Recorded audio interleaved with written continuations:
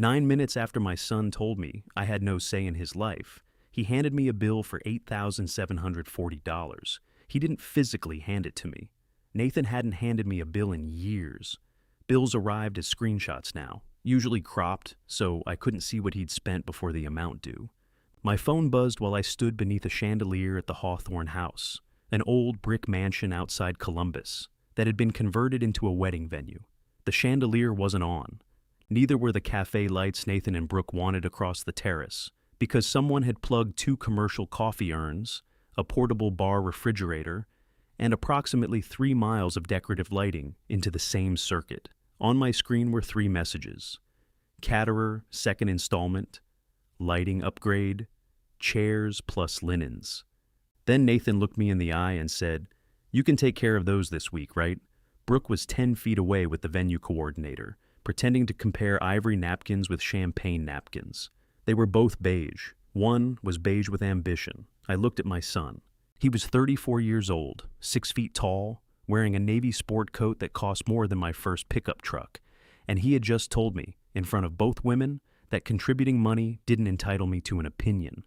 "Dad?" I put my phone back in my pocket. "I heard you."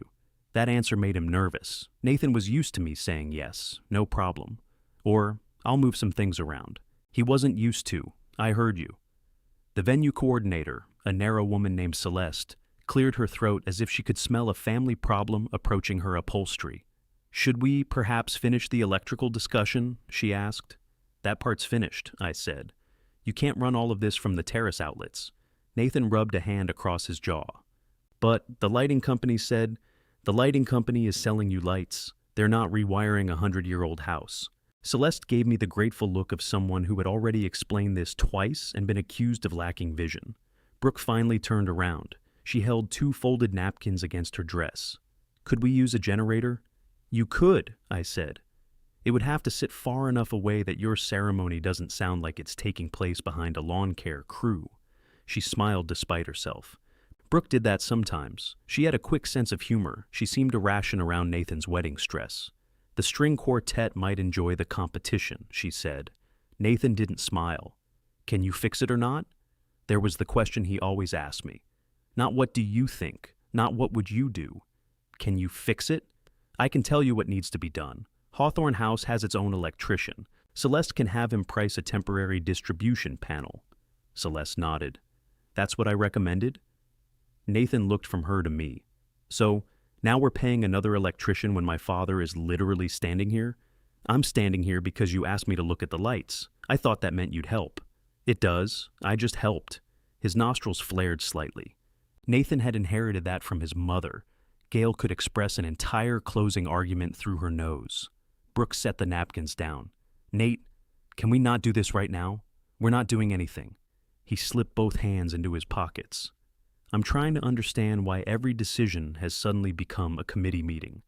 That was unfair enough that I should have let it pass. I usually did. But the whole afternoon had felt like being invited into a house through the service entrance. I had arrived at 2 because Nathan said there was an electrical emergency.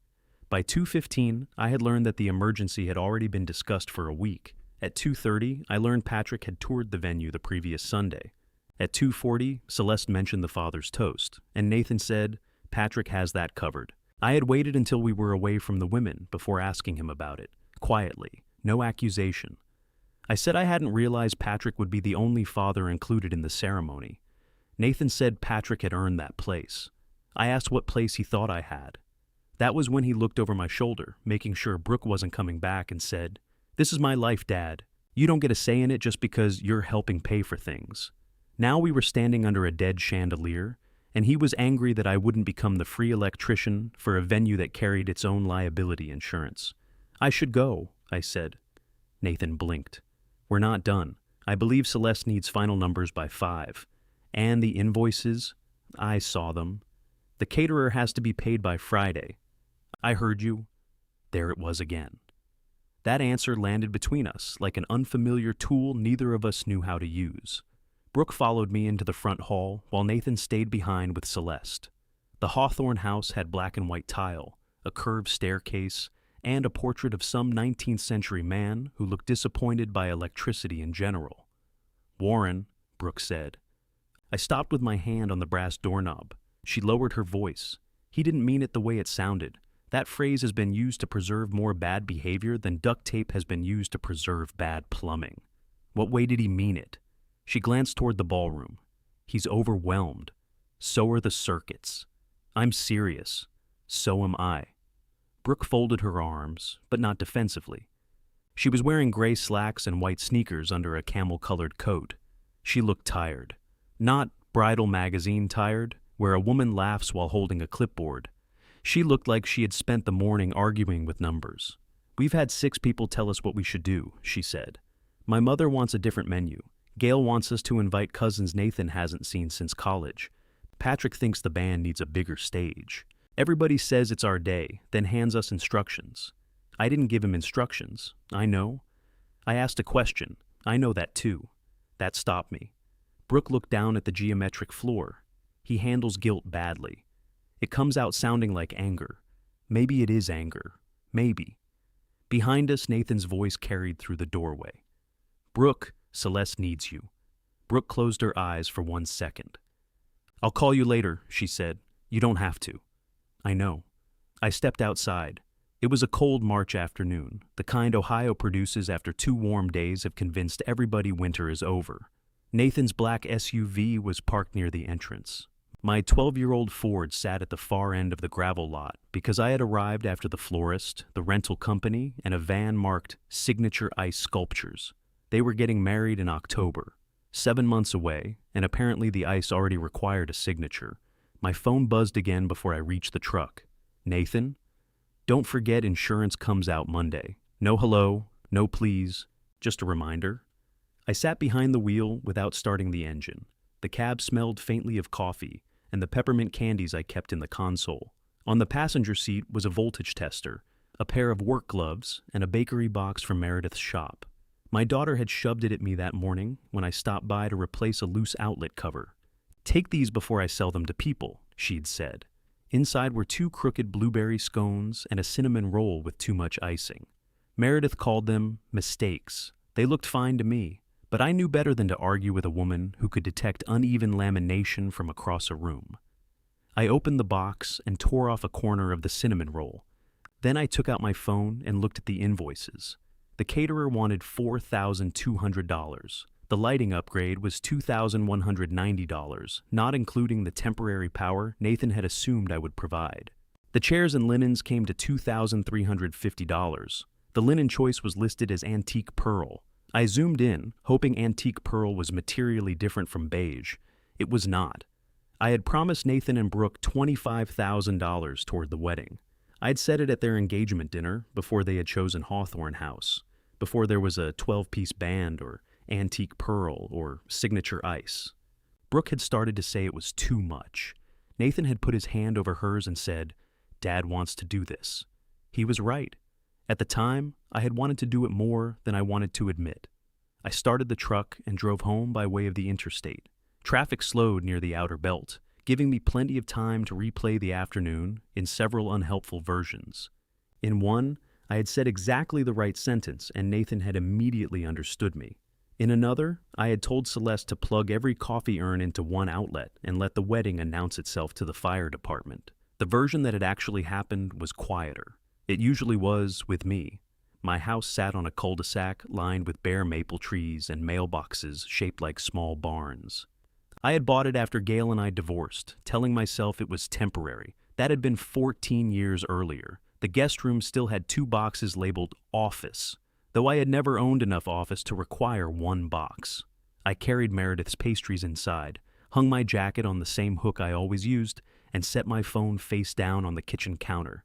It buzzed before I could wash my hands. This time, it was Gail. "Nathan says you walked out over the toast. Please don't turn this into a competition with Patrick." I read it twice. Nathan had always been fast when he needed to establish the official version of an event. I typed, "I didn't walk out over the toast." 3 dots appeared immediately. Then what happened? I looked at the question for a while. Gail and I had spent 23 years turning complicated things into sentences short enough to survive. We were still doing it after the marriage was gone. I typed, "He said, I don't get a say in his life because it's his life." Gail replied, "That sounds like Nathan." I almost laughed. Then another message arrived. He also says you're refusing to pay the caterer. I set the phone down. On the refrigerator was a magnetic calendar from an appliance repair company. I took it off and opened the junk drawer for a pen.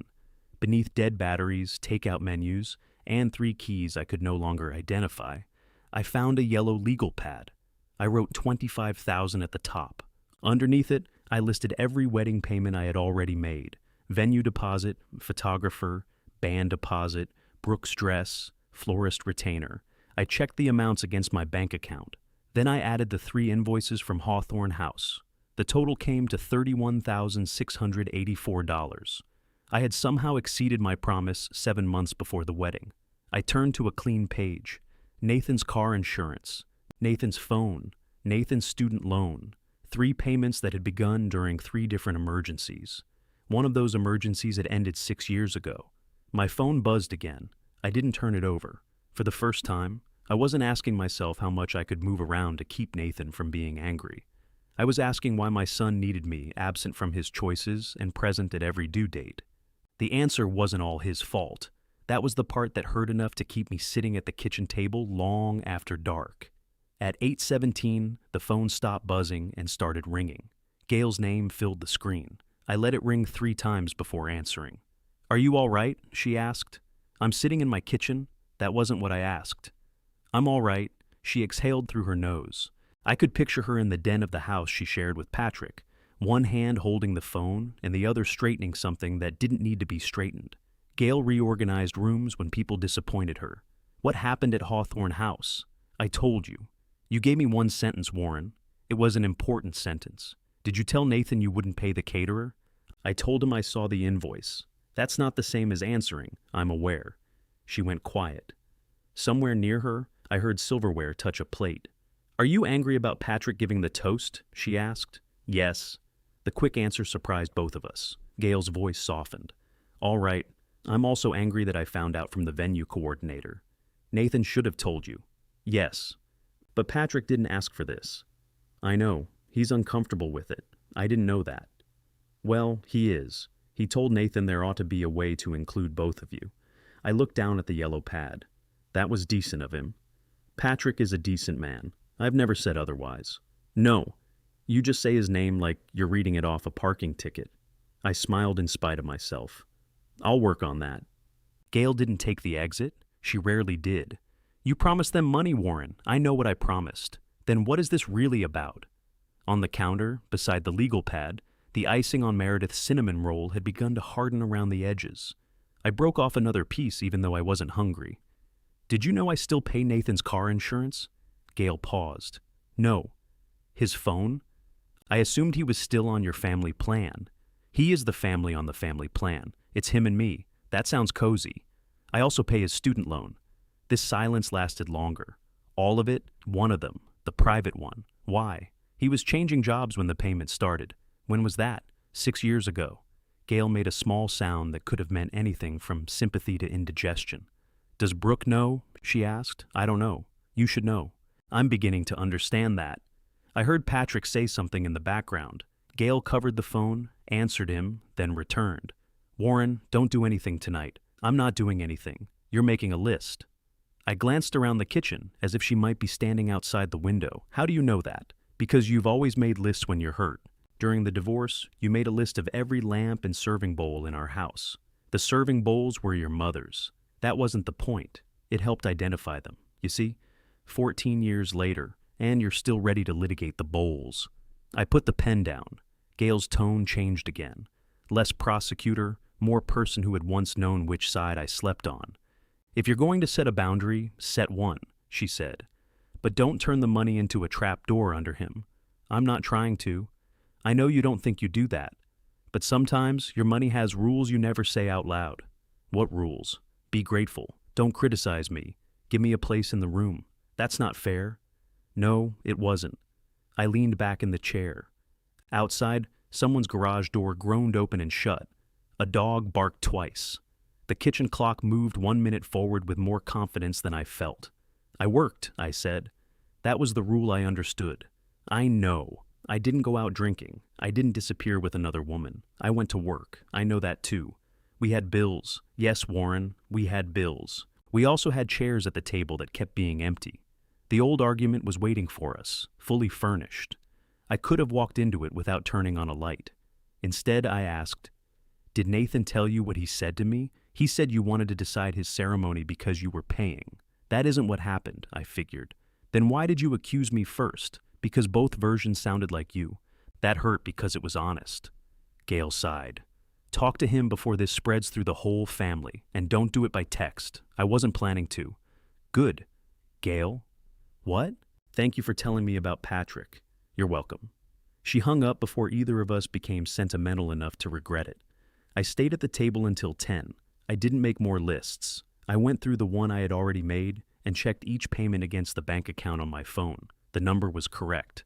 I had paid $22,944 toward the wedding.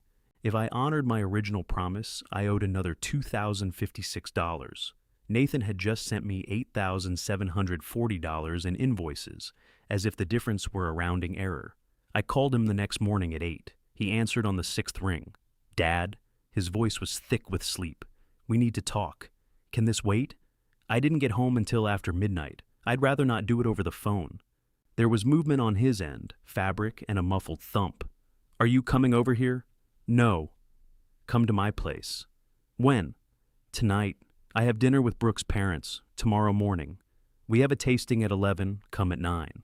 He sighed directly into the phone. "Is this about the toast? It's about what happened yesterday." So, yes, it's about more than the toast. I knew this was going to happen. I waited. Nathan filled the silence. "You offer to help, and then the second you don't get what you want, everything changes. Come at 9. Fine. Bring Brooke." That woke him up. "Why?" "Because it's her wedding and her bills too." "There are bills." "Then bring her. She doesn't need to be dragged into some father-son power struggle." Was she dragged into the $25,000? He stopped breathing for a second. "We'll be there at 9, he said, and disconnected. At 9:07, Sunday morning, Nathan's SUV pulled into my driveway alone. I watched from the front window as he sat behind the wheel, finishing something on his phone. Nathan had always needed an extra minute before walking into a hard room. At 19, he had once stayed in his car for nearly half an hour before telling me he had dropped a college class. I'd paid the fee for the summer replacement course before asking why he dropped it. He came in without knocking. "Brooke has a migraine," he said. "Does she?" His expression hardened. "Yes." I pointed toward the kitchen. Coffee was ready. So were eggs and toast, though Nathan looked at the food as if hospitality might be another form of leverage. "I'm not hungry. Coffee? No." He stayed standing until I sat down. Then he took the chair across from me and placed his phone on the table.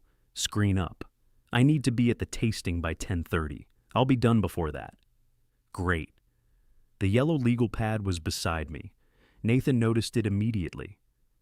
"What's that?" "What I've already paid." He leaned back. "Unbelievable." "What part?" "You kept a ledger." I checked my bank account. "So this is an audit now?" "No, it's math." He pushed his chair away from the table by an inch. "You know, Patrick warned me this might be too much." That landed where he meant it to. "Patrick warned you what might be too much?" Taking the money. He said you might expect something in return." I folded my hands over the legal pad. "What did you tell him?" "That you offered." "I did." "That you wanted to help." "I did. And now, because I'm not structuring my wedding around you, I didn't ask you to structure anything around me. You complained about the ceremony. I asked why I heard your plans from a stranger. You were going to find out." "When?" He looked toward the back window. "When was I going to find out, Nathan?" "When Patrick stood up with the microphone." "You're invited. You'll be there. As a guest. You're my father. People know that."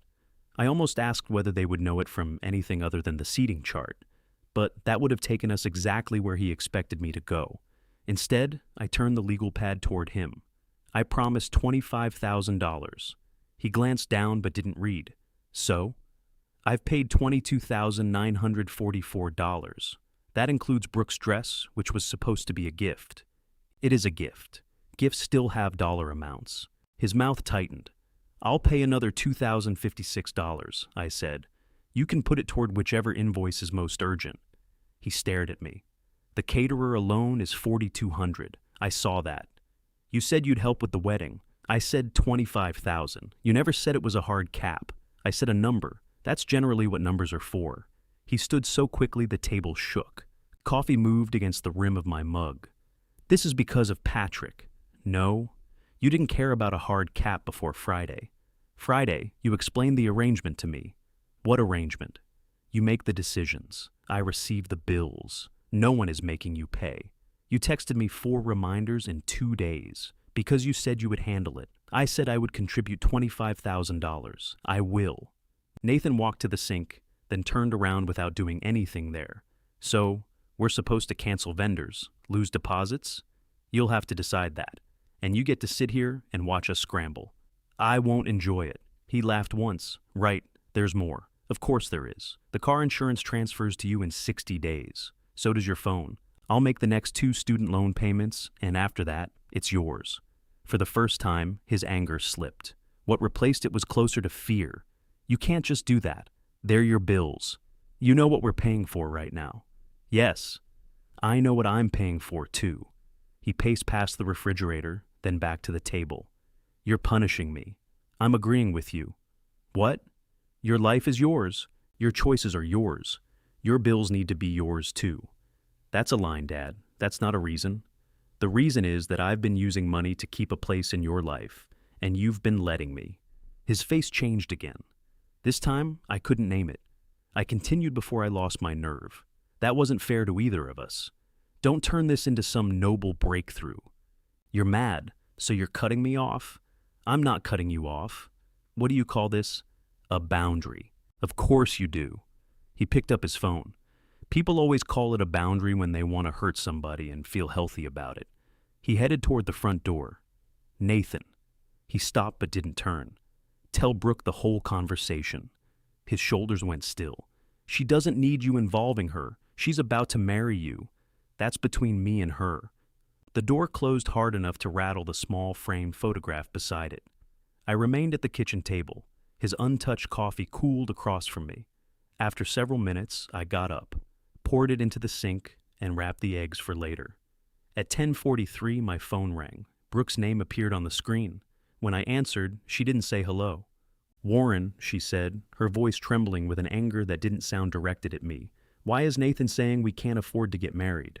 What did he tell you? I asked. That you're done paying for the wedding. I'm paying what I promised. He said you put a limit on it after finding out about Patrick. The limit was $25,000 from the beginning. Brooke went silent. I could hear traffic behind her and the steady click of a turn signal. She was either sitting in a parking lot or had forgotten to turn it off, which would have been unusual. Brooke drove like every movement required prior approval. How much have you paid? She asked. $22,944. And you're paying the rest? The remaining $2,056, yes. So you're not taking anything back? No. Then why did he say we can't afford to get married? That's a question for Nathan. I'm asking you. I looked at the front door. The photograph Nathan had rattled crooked showed him and Meredith at a family cookout about 10 years earlier. Meredith was laughing at something outside the frame. Nathan was holding a paper plate and looking directly at the camera, already prepared for the picture before anyone else. He may mean you can't afford the wedding you planned, I said. Because of the $8,000 in invoices, that's part of it. What's the other part? I sat down again. Brooke, did Nathan tell you what we discussed this morning? He said you're canceling his insurance and refusing to pay his loan. His car insurance becomes his responsibility in 60 days. So does his phone. I'm paying the next 2 installments on one student loan. After that, it's his. One student loan, the private one. The turn signal kept clicking. He told me his student loans were paid off. I closed my eyes. When? When we did our budget. When was that? December, before we signed the venue contract. Ask him. I am asking him. I don't know what he told you. I just told you what he told me. Her voice had sharpened. Brooke was not yelling. She had moved beyond yelling to the careful tone people use when they are trying to keep the world from changing before they can park the car. Have you been paying that loan? She asked. Yes. How long? 6 years. The clicking stopped. The silence that replaced it felt worse. How much is it? $611 a month. She inhaled slowly. And the insurance? $169. The phone? $87. Every month? Yes. That's $867. I know. Does he give you any of it back? No. She said something away from the phone. A car door opened, then closed. The background noise disappeared. I'm parked, she said, although I hadn't asked. All right, I thought the insurance came through his work. It doesn't. And the phone? We've been on the same plan since he was 22, but he pays you. No. Brooke made a sound like she had started to speak and collided with too many possible sentences. I should have stopped there. Nathan's finances were his business. That was the principle I had announced at my kitchen table less than an hour earlier. But Brooke had been making decisions based on numbers that weren't true, and silence suddenly felt too much like participation. Did he tell you how much I'd already paid toward the wedding? I asked. He said around $15,000. It's nearly 23. Another silence. Why would he lie about that? I don't know. Yes, you do. I know why he might avoid telling you. That isn't the same thing? Why would he avoid it? Because he wants you to think he has things handled, does he? No.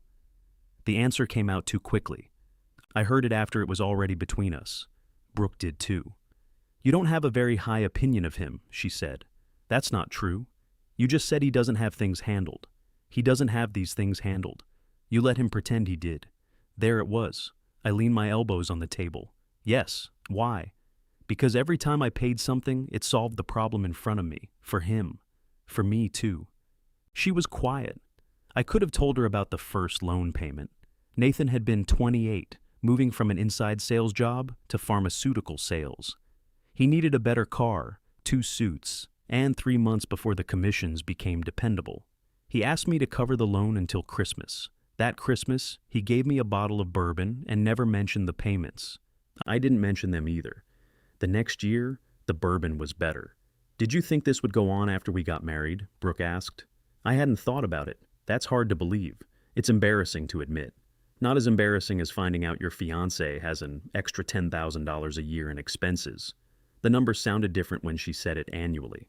I'm sorry, I said. For what? For my part. Is this why you offered the wedding money? Because you feel guilty? Yes. Brooke gave a short, humorless laugh. At least somebody's answering questions today. Where is Nathan? At the tasting. Without you? I told him I had a migraine. So you did have a migraine. I do now. I almost smiled, but this wasn't the moment. Brooke, I'm not asking you to take my side. There shouldn't be sides. No. And you shouldn't have waited until 7 months before our wedding to decide this arrangement was unhealthy. No. You don't get points because Nathan handled it worse. I know. Her anger was fair enough that I let it sit. I need to talk to him, she said. All right. And Warren? Yes? Don't call him before I do. I won't. She disconnected. Nathan called 14 minutes later. I watched his name pulse on the screen, knowing that answering would make things worse and not answering would make them worse differently. I answered, You told her about the loan? There was no greeting this time either, she asked. You had no right. She believed it was paid off. That's between me and Brooke. You keep saying that whenever the truth is standing outside the door. You wanted to hurt me, so you called my fiancée and gave her a list. She called me, because you told me to tell her everything. You knew exactly what you were doing. I knew she should understand the finances before marrying you. Oh, now you're worried about our marriage? I'm worried about both of you. You've barely spent time with her. I've spent enough time with her not to lie. He breathed hard into the phone. I didn't lie. She said you told her the loan was paid. I said I didn't have any loan payments. I stood from the table. You didn't. That's not the same as lying. It is when you let someone build a budget around it. She never asked who was paying. That's your defense? I don't need a defense. We would have taken it over eventually. When? After the wedding? Did you tell her that? I was going to. When? He swore under his breath. I walked to the living room and straightened the photograph beside the front door. You should get back to the tasting. Brooke isn't coming. I know. Of course you know. You got exactly what you wanted. What do you think I wanted? To prove I'm irresponsible. To make her see me the way you do. I don't see you that way. Really? Because you managed to blow up my engagement in one phone call. You're still engaged. You don't know that. The words struck harder than his anger had. Nathan, no. You don't get to act concerned now. You made your choice. He ended the call. For the rest of Sunday, every quiet room in the house felt accusatory. I cleaned the kitchen, changed the furnace filter 3 weeks early, and reorganized the screws in my basement workshop. I found 4 boxes of half-inch wood screws because apparently I had believed civilization might run out. Gail texted at 4. Brooke is at her sister's. What did you do? I wrote, answered her questions. Gail replied, that isn't an answer. It was the same complaint I'd made about Nathan, which irritated me more than it should have. At 6, Meredith called. Are you dying? She asked. Not that I'm aware of. Are you broke? No. Did you gamble away the wedding money? I don't gamble. I know. That's why I'm trying to determine how creative Nathan's version is. I sat on the basement steps. Who called you? Mom. She called because Nathan called her because Brooke left the tasting, because you apparently conducted a surprise audit in the kitchen. I didn't audit anyone. Did a yellow legal pad participate? I glanced toward my workbench. Maybe. Meredith laughed. It was the first friendly sound I had heard all day. What did you tell him? She asked. That I would honor my original contribution and stop paying his personal bills in 60 days. The laughter vanished. You pay his personal bills? Some. How many is some? 3. For how long?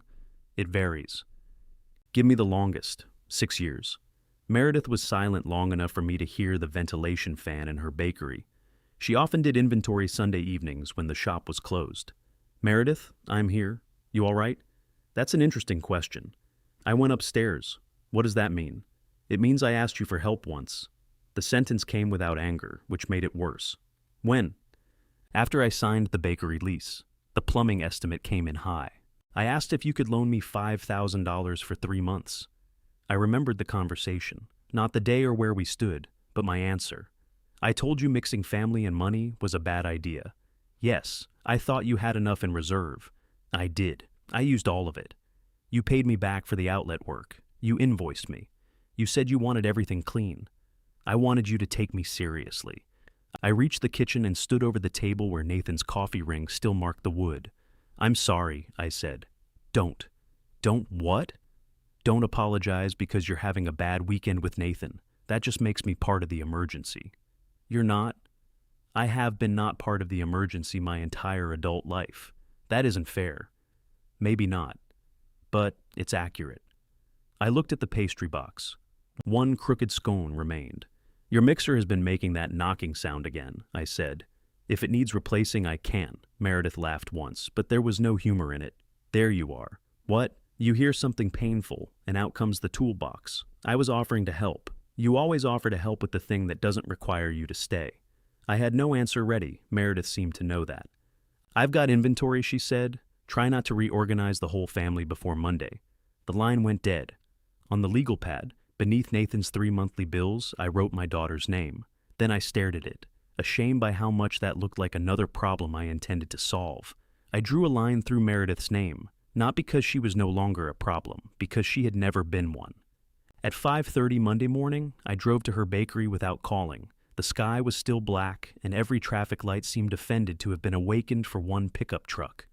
I parked across the street, left my tool bag behind the seat, and waited until I saw Meredith turn the sign from closed to open.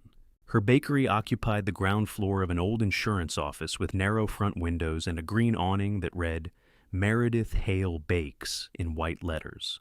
She had rejected every name I suggested when she signed the lease. Hale's Kitchen sounds like a restaurant, she'd said. Hale and Hearth sounds like a fireplace company. The Rolling Scone, that sounds like something a divorced uncle thinks is funny. I had been divorced 9 years at the time, which proved she knew her market. A brass bell rang when I opened the door. Warm air carrying butter, coffee, and cinnamon met me before my daughter did.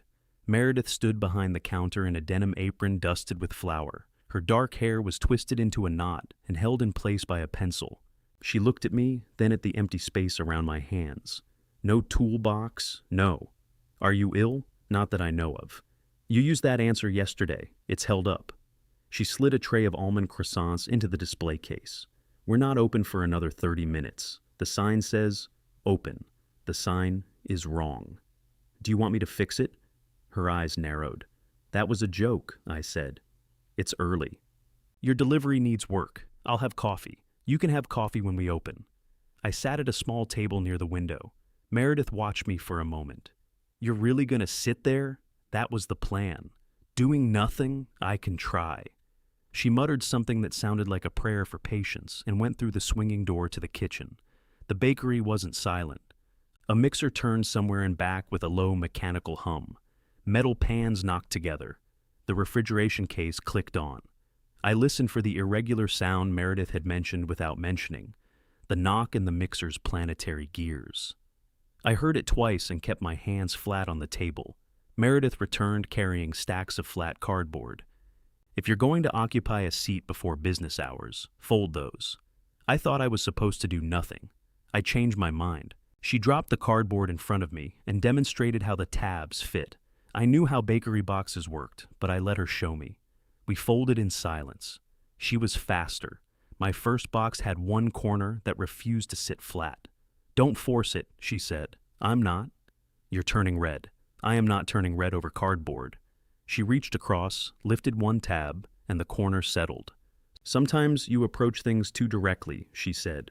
Is this still about the box? I haven't decided. At 6, she poured me coffee. At 6:10, the first customer came in, an older man in a reflective highway department jacket. He bought 2 bran muffins and called Meredith young lady, which she tolerated because he left exact change. For the next hour, I folded boxes and watched my daughter work. She knew which customer wanted half calf without asking. She remembered that a woman in hospital scrubs preferred the apple turnover with the darkest edges. She set aside a sesame loaf for a bearded man named Stephen, who arrived late and apologized to the bread. I had been in the bakery dozens of times. I had repaired outlets, leveled shelves, replaced 2 light fixtures, and installed a timer on the exterior sign. I had never sat long enough to notice how many people looked relieved when Meredith remembered them. At 7:15, she locked the register drawer and came around the counter with 2 mugs. I have 10 minutes, she said. I can come back. Then I'll have to dread this twice. She sat across from me.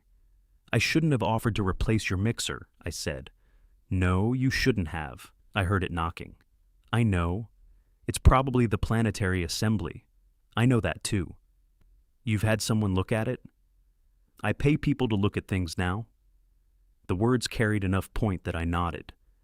I'm not here to defend what I did, I said. Which thing? The loan? Nathan? Yesterday. Pick one. Meredith wrapped both hands around her mug. You're not here to defend yourself because you haven't figured out your defense yet. That's possible. What do you want from me? I don't know. It was not an answer I gave often, Meredith noticed. She looked through the front window at a city bus stopping across the street. When I asked you for that loan, she said, I wasn't really asking for $5,000. What were you asking for? For you to believe this place could work. I did believe that. You said 70% of restaurants fail. A bakery isn't exactly a restaurant. Thank you for improving the memory. I was worried. You were practical. That's generally how I handle worry, I know. A woman came in for a coffee, forcing the conversation to pause. Meredith stood, greeted her by name, and added a pecan cookie to the bag without charging. When she returned, some of the sharpness had left her face. You made me show you my projections, she said. You had asked to borrow money, and I showed you. Then you circled 6 expenses and told me I hadn't budgeted enough for insurance. Had you? No, that isn't the point. I know. Nathan called you 2 months later because he was behind on rent. I remembered. He'd lost a commission account, I said. You paid 3 months for him without asking to see anything. He was already living there. I had already signed a 7-year lease. There was no useful answer. Meredith brushed a crumb from the table. I don't resent that you helped him, she said. I resent that his panic always convinced you he was serious, and my planning convinced you I didn't need anybody. I thought treating you like you were capable was respect. Some of it was. And the rest? Convenience. The word was quiet. I stared into my coffee. She continued. Do you remember my first anniversary here? I brought you the brass sign. You installed the brass sign. It was a good sign. It's still outside. You said you liked it. I do like it. She rubbed her forehead. You came at 5 in the morning, installed it, and left before the reception because Nathan's car wouldn't start. He had a sales meeting in Cincinnati. He had roadside assistance. He called me. Yes, that's my point. The front bell rang again. This time, 2 women in office clothes entered together. Meredith stood. My 10 minutes are up. I rose too. I'm sorry. She turned toward the counter, then stopped. For which part? For making you earn help by not needing it. Her expression shifted. Not forgiveness. More like surprise that I had selected the correct wire. All right, she said. I'd like to come back. The bakery will continue to exist. I mean, to sit, have coffee. You hate our coffee. It's strong. You said it could dissolve a spoon. It was a plastic spoon. The corner of her mouth moved. Thursday, she said. 6:30. You can fold boxes. I picked up my jacket. And Dad? I turned. Don't use me to prove you're a better person than Nathan thinks you are. I won't. Because you love a project. I'm beginning to hear that. Outside, the morning had become gray and wet. Fine rain speckled the windshield. I sat in my truck long enough to see Meredith through the bakery window, laughing at something one of the women said. When I reached home, Patrick was sitting on my front steps. He held a cardboard tray with 2 coffees. His silver SUV was parked at the curb, leaving my driveway open as if he had made a point of not claiming space. Your porch is wet, I said. I noticed. I unlocked the door. You could have called. I thought you might not answer. That's fair. He stood carefully.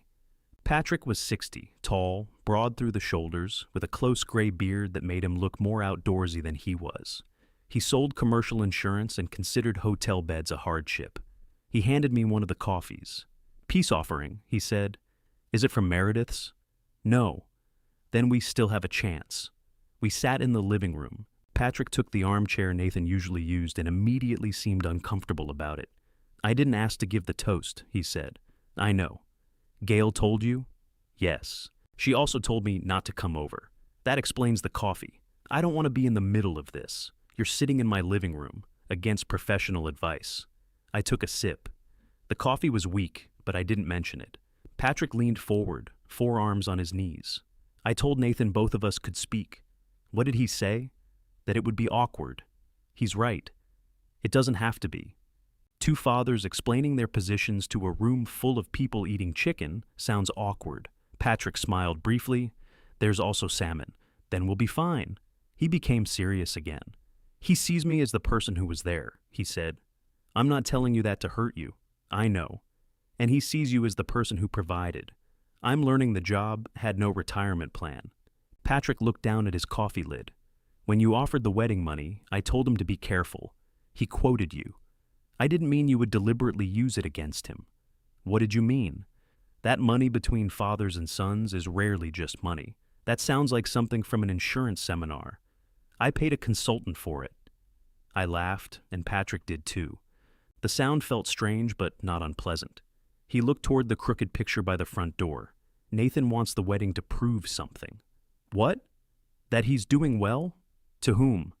Everybody. That's expensive. He thought he could cover the difference, with my wallet, with future commissions, bonuses, things that haven't happened yet. I sat back. Does Brooke know that? She does now. The room went still. What happened? I don't know all of it. Gail spoke to Nathan last night. He and Brooke had a bad fight. She's staying with her sister. Nathan said, I caused that. Patrick considered his answer. You caused them to have the conversation now. That isn't the same thing. No. It wasn't absolution, but it was closer than I deserved. My phone chimed on the table. A message from Brooke appeared in a group thread with Nathan and me. Please do not make any more wedding payments. We are pausing everything until Nathan and I understand what we can actually afford. A second message appeared before I could respond. Nathan, you don't need to involve my father. Then Brooke. He is already involved. That is the problem. Patrick read my face without seeing the screen. They're postponing? He asked. I don't know. My phone rang in my hand. Nathan, I answered. Call off your deadline, he said. What deadline? The 60 days. Tell Brooke you changed your mind. That wouldn't fix what you told her. No, but it would show her we can handle the wedding. I looked at Patrick, who lowered his eyes to his coffee. Nathan breathed into the silence. When he spoke again, his voice was cold. If you don't do this, whatever happens next is on you. No, I said. Patrick shifted in the armchair, but kept his eyes down. Nathan gave a disbelieving laugh. That's it? That's my answer? You're going to let us lose the venue over $800 a month? The venue doesn't cost $800 a month. You know what I mean. I know you want me to make the numbers look better long enough for Brooke to stop asking questions. That isn't what I said. It's exactly what you asked me to do. He lowered his voice. I'm trying to keep her from making a permanent decision because she's upset. Then tell her the truth and let her make it. Easy for you to say. You don't lose anything. I looked around my living room. There were pictures of Nathan on the mantle, in the hallway, beside the front door. He appeared at 21 in a graduation gown, at 26 holding his first sales award, at 31 wearing an ugly Christmas sweater beside Brooke. In every photograph, he was close enough to touch. You're wrong about that, I said. Whatever. Keep telling yourself this is healthy. I'm not going to discuss your relationship with Brooke. You already did. She asked me factual questions, and you couldn't wait to answer them. If you wanted those answers kept secret, you shouldn't have asked me to help create the secret. Patrick looked up. Nathan went quiet. I hadn't planned the sentence. It sounded harsher once I heard it, but I didn't take it back. Is someone there? Nathan asked. Yes. Who? Patrick. The silence changed shape. You brought Patrick into this? He came to see me. Put him on. No. Why not? Because you called me. I want to know what he's doing there. You can call him afterward. Patrick held up one hand, declining participation in a conversation he had driven across town to participate in. Nathan's voice rose. So, the two of you are sitting there discussing me? We discussed the toast. Of course you did. Patrick told you both of us could speak. That is none of your business. It became my business when you said Patrick's role meant I couldn't have one. I never said that. You didn't offer one. I'm hanging up. That may be best. He disconnected. Patrick stared at the coffee between his hands. Well, he said, that went badly. It wasn't headed anywhere good. You could have warned me before telling him I was here. I didn't know I was supposed to hide you. I'm starting to understand how Brooke feels. I gave him a look. He lifted both hands. Bad timing. For several seconds, neither of us spoke. Rain tapped against the front window. A delivery truck groaned around the cul-de-sac and stopped 2 houses down. Did he just ask you to lie to her? Patrick asked. He asked me to change my mind, so she would believe he could afford the wedding. Yes. Patrick leaned back. That's asking you to lie with extra steps. I know. He's scared. I know that too. Scared people can be selfish without being evil. Did Gail give you a list of approved sentences before you came? 3 pages. There's a quiz. He stood and carried his coffee toward the kitchen. I followed him. At the sink, he removed the plastic lid and poured out what was left. You don't have to finish bad coffee just to be polite, he said. That explains your marriage. He laughed harder than the joke deserved. I hadn't expected to enjoy making Patrick laugh. It felt disloyal to an old resentment I had maintained with very little effort. At the front door, he paused. I'll talk to him, he said. About what? The toast, the wedding, whatever he'll hear. Don't surrender the toast to fix this. I'm not surrendering anything. He chose you for a reason.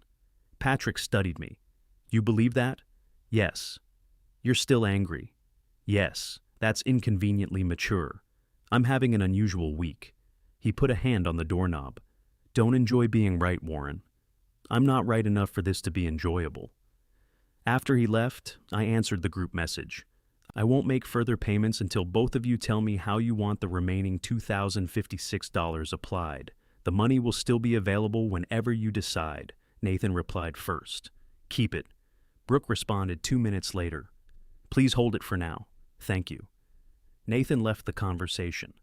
By Tuesday afternoon, 3 relatives knew I had withdrawn all wedding support. 2 knew I had canceled the venue, and 1 believed I had demanded Patrick be removed from the ceremony. My cousin Linda called, under the pretense of asking whether I still had her late husband's socket set. I returned that 2 years ago, I said.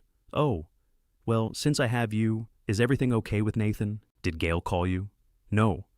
Did Nathan? He's upset. That wasn't my question. Linda sighed. He posted something. Where? On Facebook. I hadn't used Facebook in nearly a year. The last time I logged in, it suggested I congratulate a former coworker who had been dead for 3 months. What did he post? Nothing specific.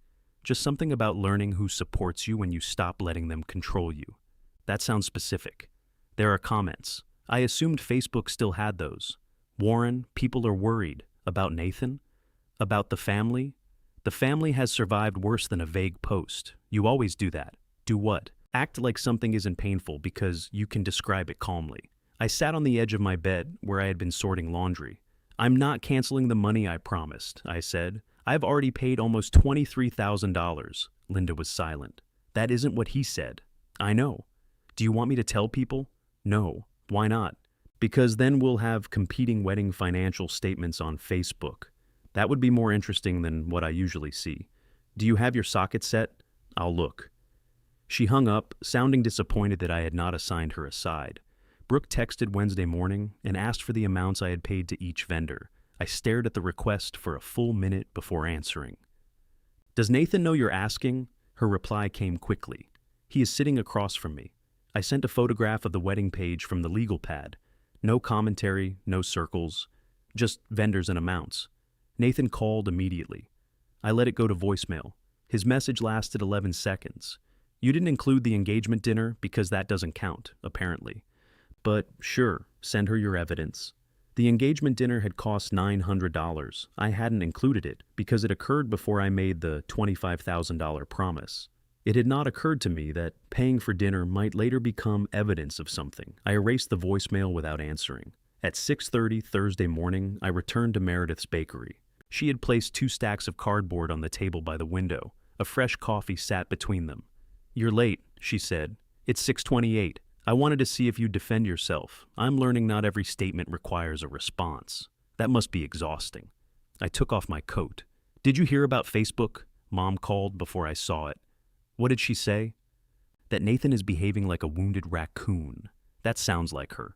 She also said you picked the worst possible moment to develop boundaries. That also sounds like her. Meredith came around the counter carrying a tray of unbaked pastries.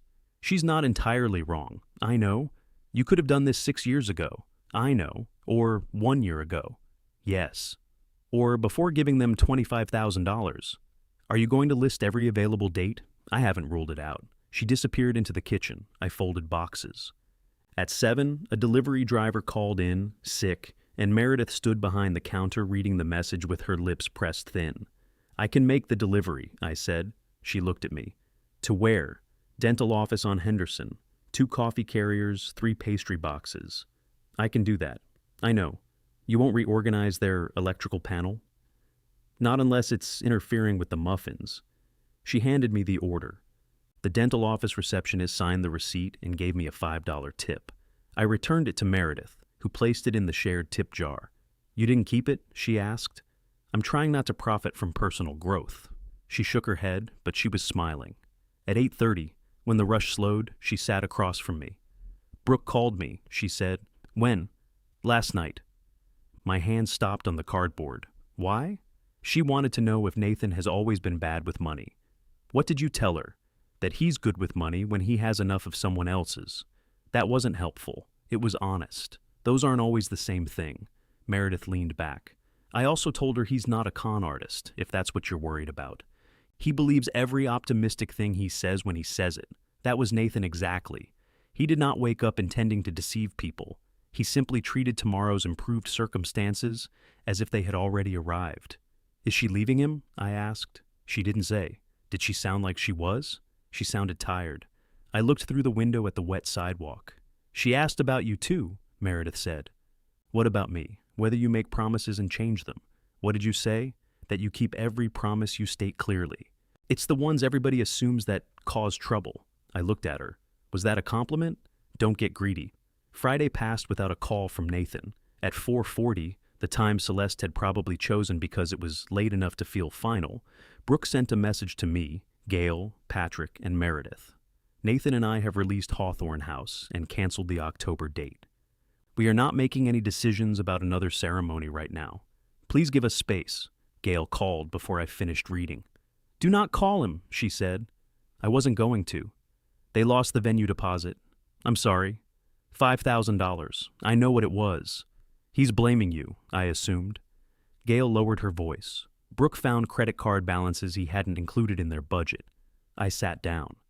How much? I don't know, and neither of us needs to know unless they tell us. That was fair. It was also difficult. They're still together? I asked. She's still at her sister's. Nathan says the wedding is off. Brooke said the date was canceled. I noticed the difference too. After Gail hung up, I stood at the kitchen window until the glass reflected more of the room than the yard. Nathan called at 9:12. His voice was flat. Hawthorne is gone. I heard. We lost $5,000. I'm sorry. No, you're not. This is what you wanted. I wanted you to tell Brooke the truth. Well, now she knows everything. Happy? No. You won. Patrick can keep his toast. You can keep your money. There isn't going to be a wedding. Nathan? And don't call me. I mean it. He hung up. I didn't call him. That was the first thing he asked of me in days that I knew how to give. I kept reaching for the phone anyway. Saturday morning, I found a link to a video about repairing chipped granite and nearly sent it to him. Nathan had chipped the counter beside his sink during the move into his apartment. He'd hidden the mark beneath a coffee machine for 2 years because the repair kit had too many steps. I deleted the message before typing his name. At noon, I passed a restaurant where we used to meet for burgers and wondered if he still ordered onions now that Brooke had convinced him they weren't poisonous. By 5, I had checked the weather in his part of town twice. He lived 23 minutes away. The weather was the same. Respecting someone's silence sounds dignified until you're alone in a house listening to the refrigerator manufacture ice. Gail came over Sunday with a glass container tucked against her hip. I brought soup, she said when I opened the door. I have food. That has never prevented soup. She stepped past me and carried it to the kitchen as if the divorce agreement had left her permanent rights to my counters. She opened the refrigerator, moved a jar of pickles, and made room. You alphabetized the condiments, she said. No. The mustard is next to the mayonnaise. That's where mustard goes. You're not doing well. I'm fine. She turned and leaned against the refrigerator. Gail wore jeans, a red sweater, and the expression she had used when our washing machine flooded the laundry room in 1998. Have you contacted him? No. Good. That's an odd thing to say if you think I'm not doing well. You can miss someone without making it their emergency. I took 2 bowls from the cabinet. Are you eating? I ate. Then why did you bring enough soup for 6 people? I worry in bulk. The soup was chicken noodle, heavy on the celery and black pepper. Gail sat at my kitchen table while I ate. The yellow legal pad remained on the counter, partly covered by unopened mail. She noticed it. Are you still making lists? I use it for groceries too. You never used to make grocery lists. I used to be married to somebody who knew what was in the refrigerator, that somebody is looking at 3 jars of mustard. They have different purposes. Of course they do. I finished half the bowl before asking, have you talked to him? Yesterday. How is he? Angry. That isn't what I asked. It may be the only answer he has right now. Is Brooke still at her sister's? Yes. Are they talking? Some. I waited for more. Gail took the pepper shaker and straightened it against the salt. Don't interrogate me through silence, she said. I asked 2 questions. And then you made your waiting face. I don't have a waiting face. You absolutely do. Your eyebrows disappear. I put another spoonful of soup in my mouth. Gail's hands settled around her water glass. Nathan came to the house Friday night. Patrick told me. No, he didn't. He texted that Nathan was there. You and Patrick text now? Occasionally. What do you discuss? Mostly you. She gave me a long look. That was a joke, I said. I'm glad this crisis has brought you joy. It hasn't. I know. Her voice softened. Nathan wanted Patrick to agree that you'd use the money to control him. Patrick wouldn't. What did he say? That you were hurt and handled it badly. I set down my spoon. How did I handle it badly? You changed 6 years of behavior in one conversation. How slowly was I supposed to stop paying an adult man's bills? You weren't. I'm telling you what Patrick said. It sounds like something you said first. It may have been workshopped. I pushed the bowl away. Gail looked at it. You don't like the soup? I'm considering my response. Your son didn't create this arrangement alone, Warren. I've admitted that. To whom? Meredith? Brooke? Nathan? Did you admit it, or did you say it in a sentence so neat nobody could touch it? What do you want me to do? I don't know. She paused. Maybe stop behaving as if recognizing your part completes it. I leaned back in the chair. What would complete it? Nothing completes it. You live differently afterward. The kitchen clock ticked behind her.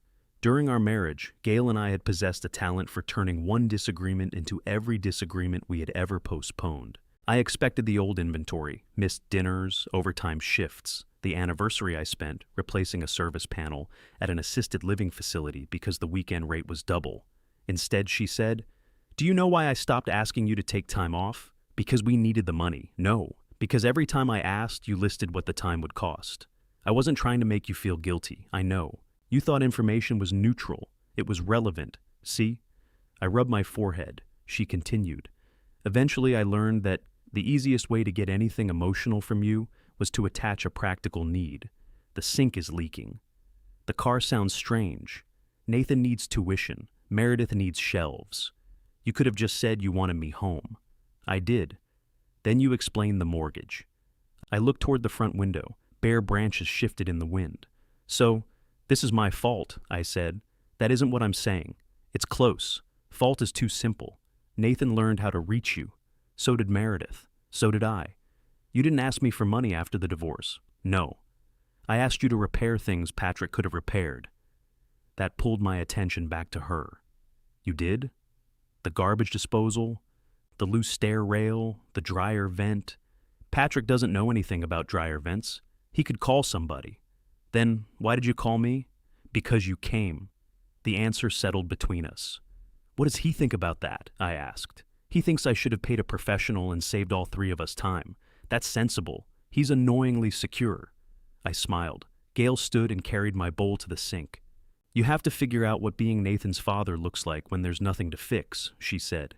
"He doesn't want me to be anything right now. Then practice with Meredith." "I'm folding boxes." Gail turned around. "You're what?" "Thursday mornings." For the first time since she arrived, her smile reached her eyes. "That's a start." The next Thursday, Meredith had upgraded me from boxes to labels. I had to place a round gold sticker exactly over the seam on each paper bag. "You know this assignment is more difficult," I said. "I've seen your box corners. Those boxes were structurally sound. They looked tense." I applied another sticker. The bakery's morning rhythm no longer felt like background noise. I knew the man in the highway jacket was named Dennis. The woman in hospital scrubs was Marla, an overnight respiratory therapist who dipped apple turnovers into black coffee. Stephen apologized to his sesame loaf again. At 7:40, Meredith slid a plate toward me. On it was a square pastry with dark chocolate and orange peel. "New recipe," she said. "Do you want an honest opinion?" "I want a useful opinion." I took a bite. The pastry shattered across the plate and my shirt. Meredith handed me a napkin without reacting. "It's good," I said. "The orange is bitter. It's candied." Then it failed. She cut herself a piece and chewed. "You're right. I'm going to record that. Don't become difficult." She sat across from me while I brushed crumbs from my chest. "You haven't asked about Nathan," she said. "I assumed you'd tell me if there was something I should know." "That's new. I'm trying." He deleted the Facebook post. "All right." Ann Brooke came home. My hand stopped over the plate. "To their apartment?" "Yes." "Are they? I don't know." She said they're talking. I nodded. "You can look happy," Meredith said. "It's allowed. I don't want to make too much of it." She moved home, not into witness protection. I'm glad. There. I said it, and nothing broke. An envelope from my insurance agent arrived the following week. The annual renewal listed both my truck and Nathan's SUV. I set it beside the legal pad and left it there for a day. The old version of me would have paid the renewal, then convinced himself that changing the policy during Nathan's relationship crisis would be cruel. Another year would have passed. Nathan's life would always provide a reason. I sent him one email. "The current policy renews May 15th. I will remove the SUV as discussed. Martin Keller at the agency can help you arrange separate coverage. His number is below." Nathan replied 6 hours later. "Fine." 2 days after that, Martin called. "Nathan asked me to send you the cancellation authorization," he said. "He's taking over his own policy." Something in my chest loosened and tightened at the same time. Good. He wasn't happy with the premium. He drives an expensive vehicle. He mentioned selling it. I looked at the framed picture near the door. That's his decision. Martin paused. "Everything okay over there?" "Yes." It was becoming a more complicated word. When the phone bill arrived, I started the line transfer process. The carrier required Nathan to accept the transfer within 14 days. I sent the authorization and heard nothing. On the 13th day, he called.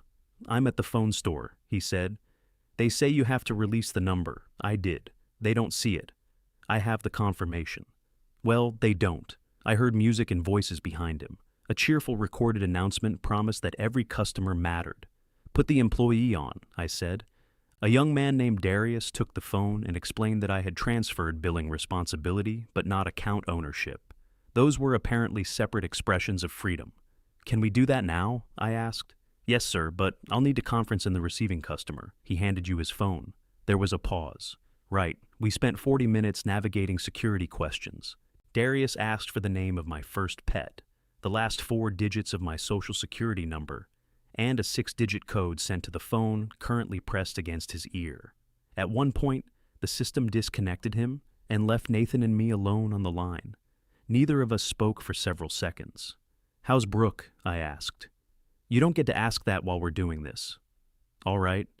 More silence. Then Nathan said, "I'm selling the SUV. I heard you might." "Of course you did. Martin mentioned it. I can't justify the payment and the insurance." "That sounds reasonable." "I didn't ask if it was reasonable." "No?" Darius returned, apologizing with the exhausted cheerfulness of a man who had apologized professionally all day. The transfer finally went through. "Congratulations," he said. "Nathan is now the sole owner and financially responsible party for his mobile account." Nathan gave a dry laugh. "Everybody happy?" Darius didn't know how to answer. I did, but the truth was no. The line disconnected before I could say it. For the first time since Nathan was 22, his name disappeared from my phone bill. The monthly amount dropped by $87. The house did not feel $87 less empty. I left the lower total on the screen until it dimmed. For years, I had complained about the phone bill every time it increased. Taxes, regulatory fees, unlimited data that apparently had limits. Now I had exactly what I claimed to want, and I stood in the kitchen wishing Nathan's name would reappear beneath mine. It didn't. On Thursday, Meredith gave me a bowl of lemon filling and 3 spoons. "Those spoons all look the same," I said. "They are the same. You usually make me compare something. I want to know if the filling tastes metallic." I tried it.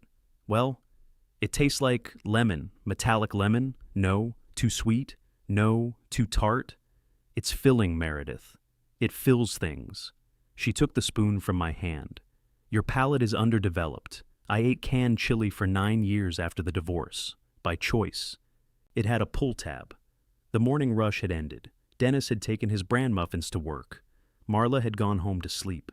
Stephen had apologized to a rye loaf because his usual sesame had sold out. Meredith carried the bowl toward the kitchen, then stopped at the doorway. "I have a meeting at 2, she said. "All right?" "With the landlord. Is something wrong?" "The print shop next door is moving. I'm considering taking the space." I looked toward the wall separating the bakery from its neighbor. For seating? More kitchen space? Maybe classes? "I don't know yet." "Have you looked at the electrical capacity?" She stared at me. "I heard it," I said. "Did you?" "I can ask what you want from me before solving a problem." "That sounds painful."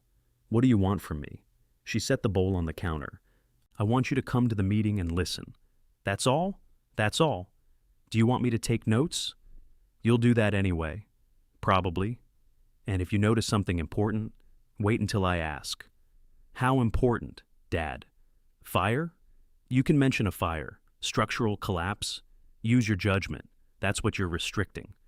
She pointed a lemon-coated spoon at me. 2:00. I arrived at 1:50 carrying 1 pen and no tools. The landlord, a man named Gerald Fisk, wore a shirt embroidered with the logo of a golf course and called every expense an opportunity. The empty print shop smelled of paper dust and industrial cleaner. Pale rectangles marked the walls where equipment had stood. Gerald described the rent increase as an opportunity. He described the cracked floor tile as an opportunity to personalize. When Meredith asked who would pay to extend the ventilation into a second kitchen, he smiled and said, "We can be collaborative." I wrote collaborative in my notebook and underlined it once. Meredith glanced at me. I kept my face still. The meeting lasted 40 minutes. I didn't interrupt. I didn't ask about the service panel, though Gerald referred to it twice as probably sufficient. I didn't point out that the restroom door opened into the wrong clearance space. I didn't volunteer to remove a wall. When we stepped onto the sidewalk, Meredith took the notebook from my hand. You underlined collaborative. I did. You think that means I'll pay? I think it means he hasn't decided who he hopes will pay. She flipped the page. What's this? He said the heating and cooling are separately metered. So, they aren't. There's one rooftop unit. How do you know? I can see it from the alley. You went into the alley before the meeting. That is adjacent to investigating. I didn't bring tools. She tried not to smile. What do you think? She asked. About taking the space? Yes. I think it could work if you negotiate the build-out and don't let Gerald define collaboration. That's it? You asked what I think, not what you should do.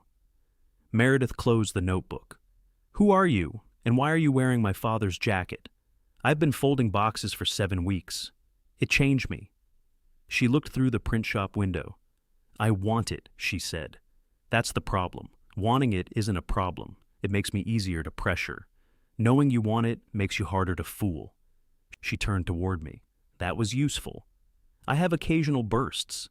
Don't become proud. We walked back to the bakery without discussing financing, electrical panels, or mixers. At the door, she handed me my notebook. Thank you for coming. The sentence was ordinary. It still stayed with me all afternoon. Brooke called that evening. I was in the garage cleaning a paintbrush I had forgotten to clean 6 months earlier. The bristles had become a single blue object with a wooden handle. Is this a bad time? She asked. No. I can call back. You already called. She gave a faint laugh. Nathan says you do that. Do what? Answer questions like they're faulty. I'm working on it. I set the brush on the workbench. How are you? I asked. Tired. Meredith said, you went home. I did. I'm glad. We're not fixed. I didn't assume you were. We're not planning another wedding right now either. All right. She paused, waiting for me to fill the silence. I didn't. I wanted to ask about the remaining money, she said. The $2,056? Yes, it's still available. We don't want it right now. I understand. If we decide to get married later, small, courthouse, whatever, does your promise still stand? Yes, even if Patrick gives the toast? I leaned against the workbench. Yes. You hesitated. I'm still allowed to have feelings. That's fair. I won't attach them to the money, she breathed out. I needed to hear you say that. Why? Because Nathan thinks the money was always about buying a role. Some of it was. Brooke didn't respond. I didn't understand that when I offered. I continued. I thought I was being generous. But yes, I imagine being included. That doesn't make you a monster. No. It makes the offer less simple. He was afraid if he gave you a role after you offered the money, Patrick would think he'd been replaced. I wouldn't have asked him to replace Patrick. Nathan doesn't believe that. Did Patrick? No. That surprised me. Patrick knows you're jealous, she said. He also knows jealousy isn't the same as wanting him gone. Patrick has become inconveniently reasonable. He's had practice with Gail. I laughed. Brooke became quiet again. Then she said, I should have asked more questions about our money. He should have told you. Both can be true. Yes. I liked that our life looked settled. I liked the apartment and the car and the wedding people would talk about. When the numbers looked tight, Nathan always said his next quarter would be better. I let optimism count as income. He believes his next quarter will be better. I know. That's why it works. I looked at the ruined paintbrush. He sold the SUV today, she said. How does he feel about that? How do you think? Angry. He says the sedan he bought smells like somebody else's gym bag. That's fixable. He won't ask you. I didn't offer. She let out another small laugh. We're going through every account, she said. There's more debt than I knew, but not some catastrophe we can't survive. It just means we have to live like people who owe it. That sounds reasonable. He hates that word when you say it. I've noticed. Before ending the call, Brooke asked me not to tell Nathan we had spoken. Then she corrected herself. No, that's the same thing, isn't it? What? Keeping information separate so nobody has to be uncomfortable. It can become that. I'll tell him. You don't owe him a transcript. I know. After we hung up, I stood in the garage for a while. The evening air came through the open door, carrying the smell of wet grass and someone's charcoal grill. The paintbrush was beyond saving. I threw it away. The next student loan payment came out of my account on schedule. I sent Nathan a one-line email confirming that one payment remained. He answered the following day. I know. When the final payment cleared a month later, I sent another. He didn't reply. The autopay website asked why I was canceling. Loan paid off appeared as one option. Financial hardship was another. Other required an explanation. I selected other and typed borrower assuming responsibility. The site warned me that future missed payments might affect the borrower's credit. I read the warning twice, then clicked confirm. For years, clicking pay had made me feel like I was protecting Nathan from consequence. Clicking stop felt less like protection and more like standing still while someone walked into bad weather. Meredith's bakery anniversary fell on a Saturday. She held an evening reception with small plates, wine, and a chocolate cake decorated to resemble the front of the building. The edible green awning sagged in the middle. It looks more realistic that way, I told her. She handed me a tray of glasses. Circulate? Is that in order? Yes. I stayed for the entire reception. I spoke to Gerald Fisk, who had suddenly discovered a willingness to pay half the ventilation cost. I met Meredith's flour supplier and learned more about protein percentages than I expected to know. When a pendant light flickered over the counter, I looked at it and kept walking. At 8:30, Meredith joined me near the front window. He called, she said. My body reacted before I had to ask who. Is he coming? He asked if you were here. What did you say? The truth. And he said he'd drop off my flowers another time. I looked around the bakery. Adults laughed over empty plates. Gerald was cutting a second piece of cake, despite having described himself as avoiding sugar. The pendant light flickered again. I could leave, I said. No, he's your brother. You're my father. I don't want this to become a choice. Then stop volunteering to be the person who disappears. I stayed. Nathan left the flowers outside Meredith's back door after midnight. She found them the next morning, 6 white lilies wrapped in brown paper. The card said, "Sorry I missed it. No explanation." She called him. I knew because she told me on Thursday while we folded boxes. What did you say? I asked. That I was angry. At him? Yes, Dad. Occasionally other people participate. What did he say? That I picked your side. And what did you tell him? That my anniversary wasn't a battlefield, and he was the only one who treated it like one. I aligned a gold sticker over a bag seam. Did that help? No. Then I told him to stop using me as a courier for his feelings about you. I'm sorry you're in the middle. I'm not in the middle. I have my own relationship with both of you. That's what he doesn't understand. It was also what I had failed to understand for years. 2 nights later, my phone rang at 10:15. Nathan's name appeared. It had been nearly 3 months since I'd heard his voice outside a discussion about bills. I answered. What happened? There was a pause. Then he said, The dishwasher is leaking. How much water? I asked. I don't know. Enough to be water. Is it still running? It's coming out from under the machine. Turn the dishwasher off. It is off. Turn off the breaker. There was a pause. Which breaker? The one labeled dishwasher. They're not labeled. Of course they aren't. I could hear Nathan moving through the apartment, opening something, then closing it. What do you want from me? I asked. I want to stop the water. I mean, do you want money, a repairman, or advice? Silence. Advice, he said. All right. Go under the kitchen sink. There should be a shutoff on the hot water line. There are 2. One goes to the faucet. The other should branch toward the dishwasher. They both go into the wall. Take a picture. He sent one. The image was blurry and showed more cleaning supplies than plumbing. Move the spray bottles. Which valve? The smaller one behind the drain. This? My phone chimed with another picture, this time mostly his thumb. No. How can you tell? I can't. Your thumb is the main subject. He muttered something. Video call me, I said. Nathan's face appeared on my screen from an angle that made him look pale and irritated. He flipped the camera and pointed it under the sink. Move left, I am left. Your other left, I have one left. You inherited that from your mother. Can we insult people after the water stops? Red handle, back right. He reached through the drain pipes and turned it. The water stopped, he said. Good. Now unplug the dishwasher if the cord is accessible. He found the outlet in the cabinet, unplugged it, and backed out from under the sink. His hair was damp at the temples. What now? Put towels down. Don't run it again. That's it? For tonight. I thought you could tell me what's wrong, not by looking at your cleaning supplies. He sat on the kitchen floor. Behind him, I could see a row of towels stuffed beneath the dishwasher. One was white with blue embroidery. Use old towels, I said. These are old. Those were a gift from Gail. Then they're definitely old. It was the closest thing to our normal humor I had heard in months. Neither of us laughed enough to acknowledge it. Brooke home? I asked. She's working late. Does she know? I texted her. All right. Nathan picked at something on the floor. Can you come look at it? When? He glanced toward the dishwasher. I expected him to say now. Saturday? I can come Saturday. Morning? 9? Fine. I'll bring tools. You buy the parts after we know what it needs. His face tightened slightly, but he nodded. Okay. We had reached the natural end of the call. Still, neither of us disconnected. Finally, Nathan said, You didn't have to phrase it like that. Like what? Money, repairman, or advice? I needed to know what you were asking for.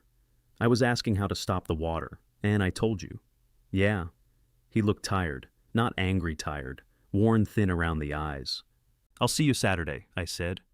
Okay. The call ended. I stood in my kitchen holding the phone, listening to my own dishwasher complete a cycle without incident. Saturday morning, Nathan's replacement sedan sat in his assigned parking space. It was a dark gray Honda, 7 years old, with a faded dealership sticker on the trunk. I parked beside it and opened my truck door. Even from 3 feet away, I could smell the inside. Nathan came out onto the apartment landing while I was leaning toward the Honda's open window. Don't, he said. That's impressive. The dealership shampooed it twice. That may have activated something. They said the previous owner was an athlete. What kind? They didn't specify. Competitive sweating. He almost smiled. I took my tool bag from the truck. Nathan reached for it. I can carry that. I've got it. His hand dropped. I realized too late what I had done. You carry the wet vacuum, I said. I don't have one. I brought one. Of course you did. He took it from the truck bed. Brooke opened the apartment door before we reached it. She wore black pants and a green sweater, her hair pulled back in a low ponytail. The engagement ring was still on her hand. I noticed, then felt ashamed for noticing. Good morning, she said. Morning. I made coffee. Nathan stepped around her with the vacuum. He thinks my car is biologically active. It is, I said. Brooke nodded. That's fair. The apartment looked mostly the same.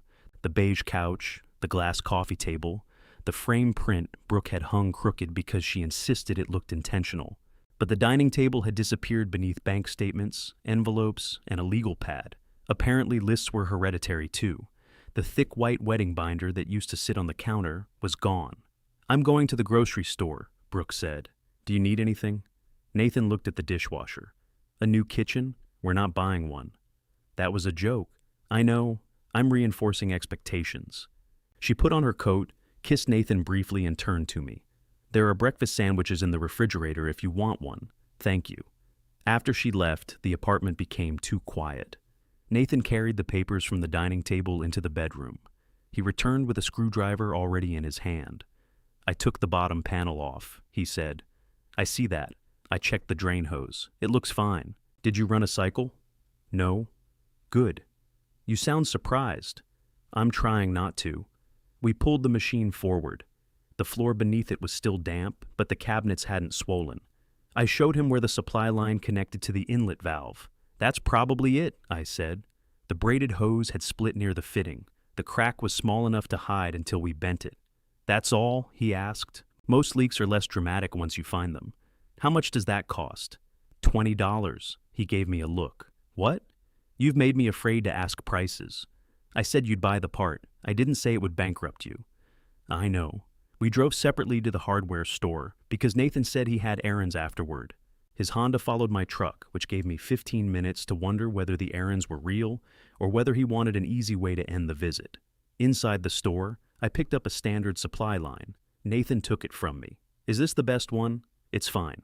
There's a premium version. It's a hose, not a mattress. The premium one has a 10-year warranty. The dishwasher may not. He bought the standard hose. Back at the apartment, I knelt beside the machine and handed him the wrench. You want me to do it? You need the dishwasher. He crouched beside me and fit the wrench onto the old connection. Then he pulled in the wrong direction. Other way. I knew that. You were testing me. Exactly. The fitting resisted. Nathan braced one hand against the cabinet and pulled harder. Don't force it. Meredith said you say that now? No, she says it to me. His hands stopped. You two talk a lot, he said. Thursday mornings, at the bakery? Yes. She told me. I waited. Nathan adjusted the wrench. She thinks I'm an asshole. She didn't say that to me. She said it to me. That's between you and her. He looked at me sharply, hearing his own words. I didn't tell her to choose sides, I said. She chose. She invited both of us to the anniversary. You knew I wouldn't come if you were there. I didn't. You should have.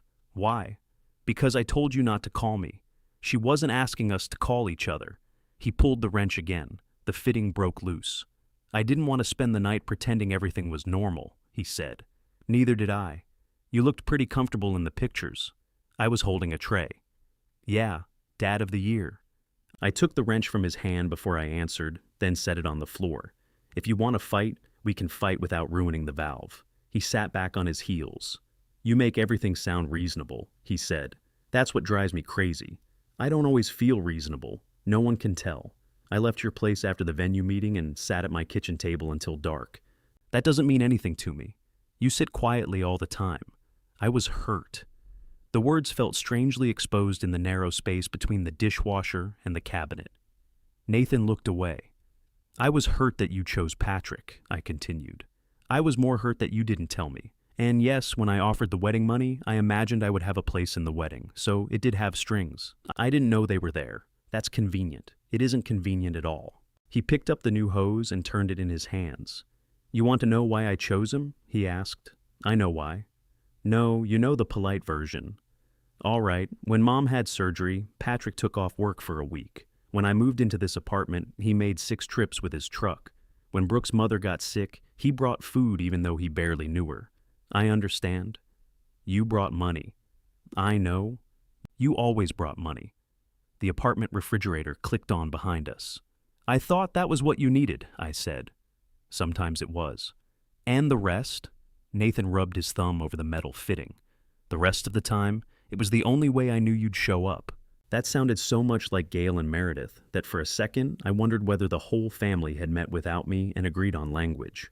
Why didn't you ask me to show up? I asked. I did. When? All the time. I don't remember that.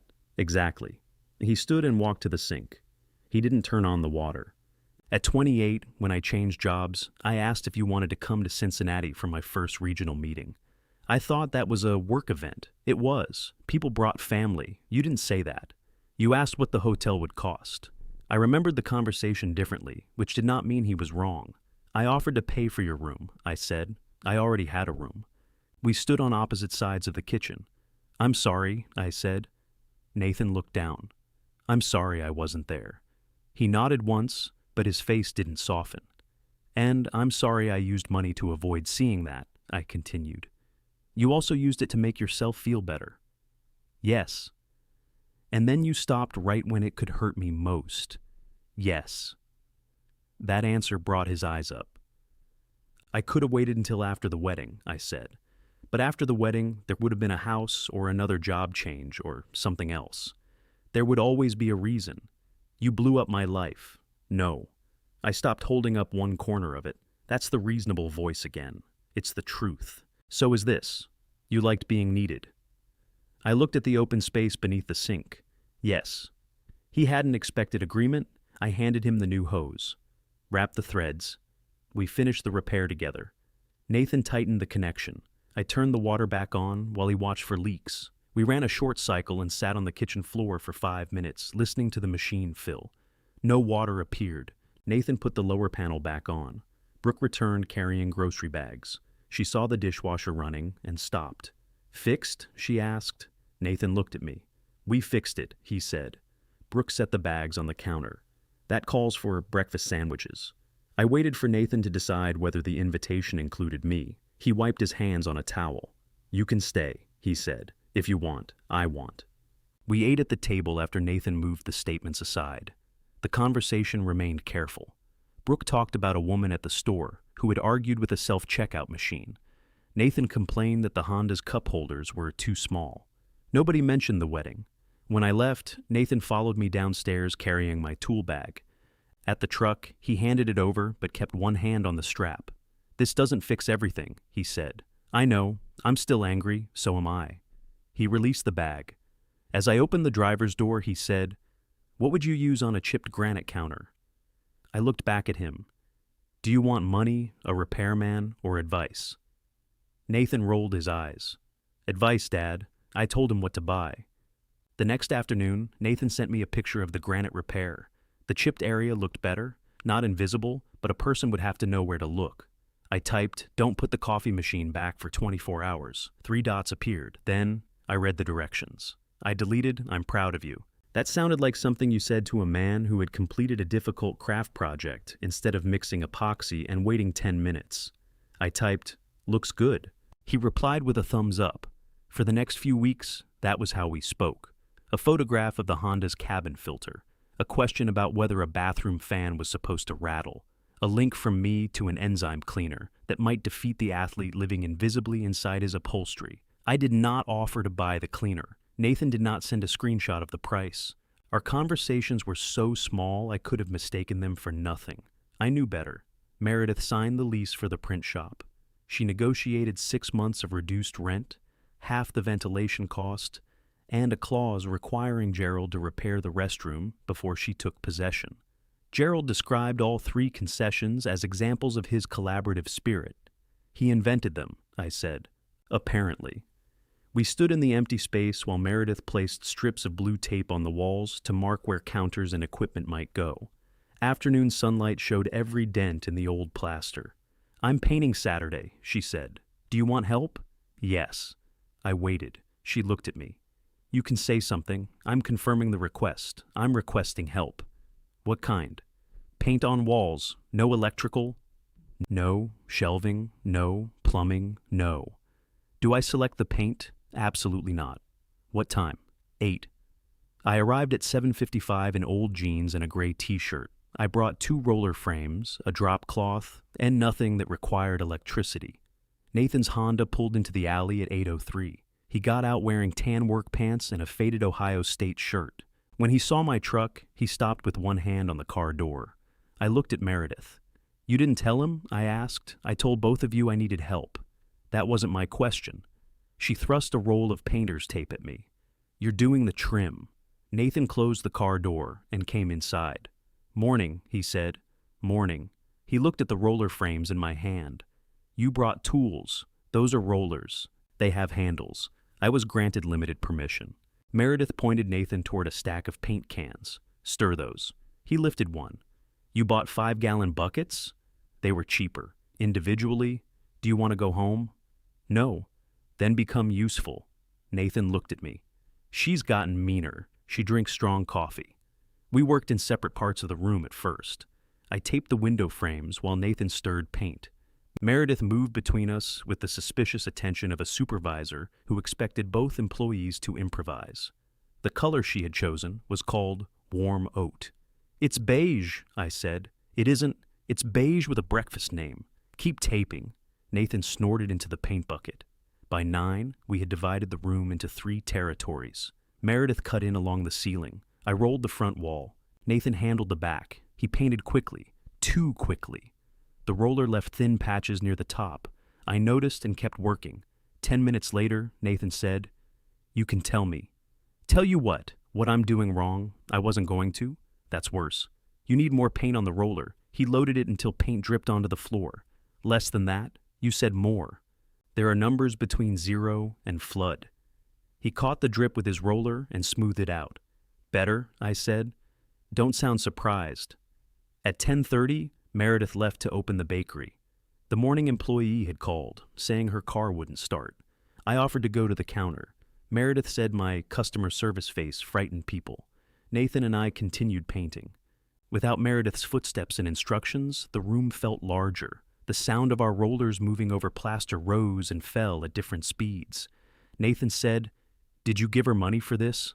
"No." He glanced across the room. "She didn't ask?" "No." How is she paying for it? She has financing. From a bank? I believe that's the traditional arrangement. You didn't offer? She asked me to attend the landlord meeting. That wasn't what I asked. No, I didn't offer. He rolled another strip of paint. Why not? Because she didn't ask. That's new? Yes. Does she know you gave me $23,000? She knows. And that doesn't bother her? You'd have to ask Meredith. She won't give a straight answer. She gives very straight answers. That's the problem. Nathan smiled faintly, then reached higher with the roller. So, you just go to meetings with her now? If she invites me? And fold boxes? Thursday mornings. That sounds terrible. The stickers are difficult. He looked over again. She likes it. I think so. You never did that before. No. He lowered the roller. Why now?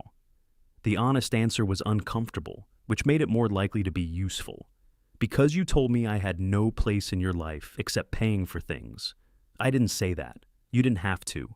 Nathan's shoulders tightened. I'm not spending time with Meredith to punish you, I said, or replace you. I'm doing something I should have done years ago. She thinks you picked me. I did. He waited. Not because I loved you more, I said. Because you made needing me easier. I didn't make you do anything. No. But you called. You had a crisis. There was a specific thing I could solve. Meredith stopped calling because I kept treating her plans like risks and your risks like emergencies. He looked toward the doorway leading into the bakery. She thinks I'm a mess. She thinks you're her brother. That isn't always a compliment. No. He rolled paint over the same section twice. I started another job, he said. I put my roller into the tray. What kind?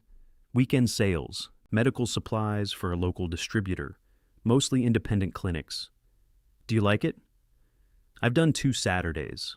That wasn't my question. His mouth moved slightly. It's fine. Do you want my opinion? That depends. On what? Whether it starts with, when I was your age. It might contain historical context. Then no. I returned to painting. A minute passed.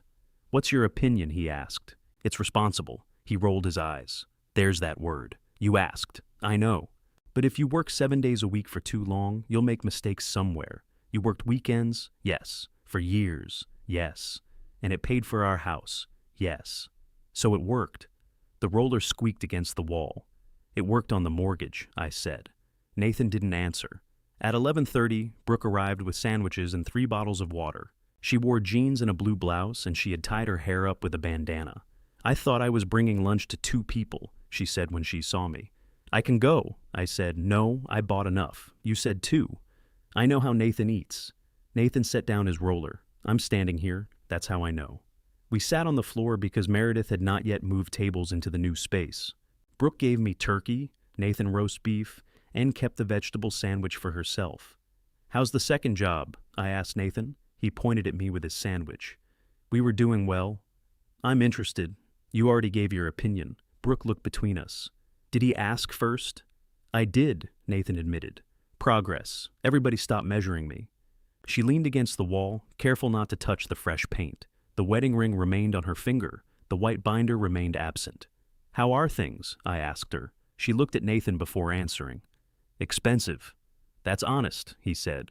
We paid off 1 card. I paid off 1 card with our money, my weekend money, which became our money when we decided not to maintain separate versions of reality. Nathan bit into his sandwich. Brooke turned to me. We're working on it. I'm glad. We also started counseling. Nathan examined the bread as if she had announced this without permission. You don't have to tell me that, I said. I know. We went twice, Nathan added quickly. It's not some emergency intervention. I didn't think it was. The counselor says we're both conflict avoidant. Brooke smiled. Then we argued with her. That seems promising, I said. Nathan laughed. It came out before he could stop it. The 3 of us ate in a room that smelled like paint and warm bread from the bakery next door. Nobody asked me for money. Nobody told me to leave. It did not feel like forgiveness. It felt better than absence. Meredith appeared in the doorway carrying a bottle of sparkling wine. We're not done painting, I said. I signed the final expansion agreement. You signed it this morning? Nathan asked. Gerald came by. Did you read it? He asked. She gave him a flat look. Sorry, he said. Meredith opened the bottle. The cork struck the ceiling and left a tiny dent. All 3 of us looked up. I'll fix that, I said. No, she and Nathan answered together. Brooke laughed so hard she had to put down her sandwich. Meredith poured the wine into paper coffee cups. Nathan raised his, to the warm oat empire. It's not beige, Meredith said. It is aggressively beige. We drank. After lunch, Brooke helped tape the last wall. Meredith put Nathan and me side by side because, according to her, we had finally learned the approximate amount of paint required by a roller. Nathan glanced at my section. You missed a spot. I looked. He was right. Thank you. You're not going to argue? I considered it. That's unsettling. When we finished, Meredith stood in the center of the room and turned slowly, inspecting the walls. A streak of paint crossed her forehead. Nathan had paint on one shoe. My right shoulder ached. It's good, she said. High praise.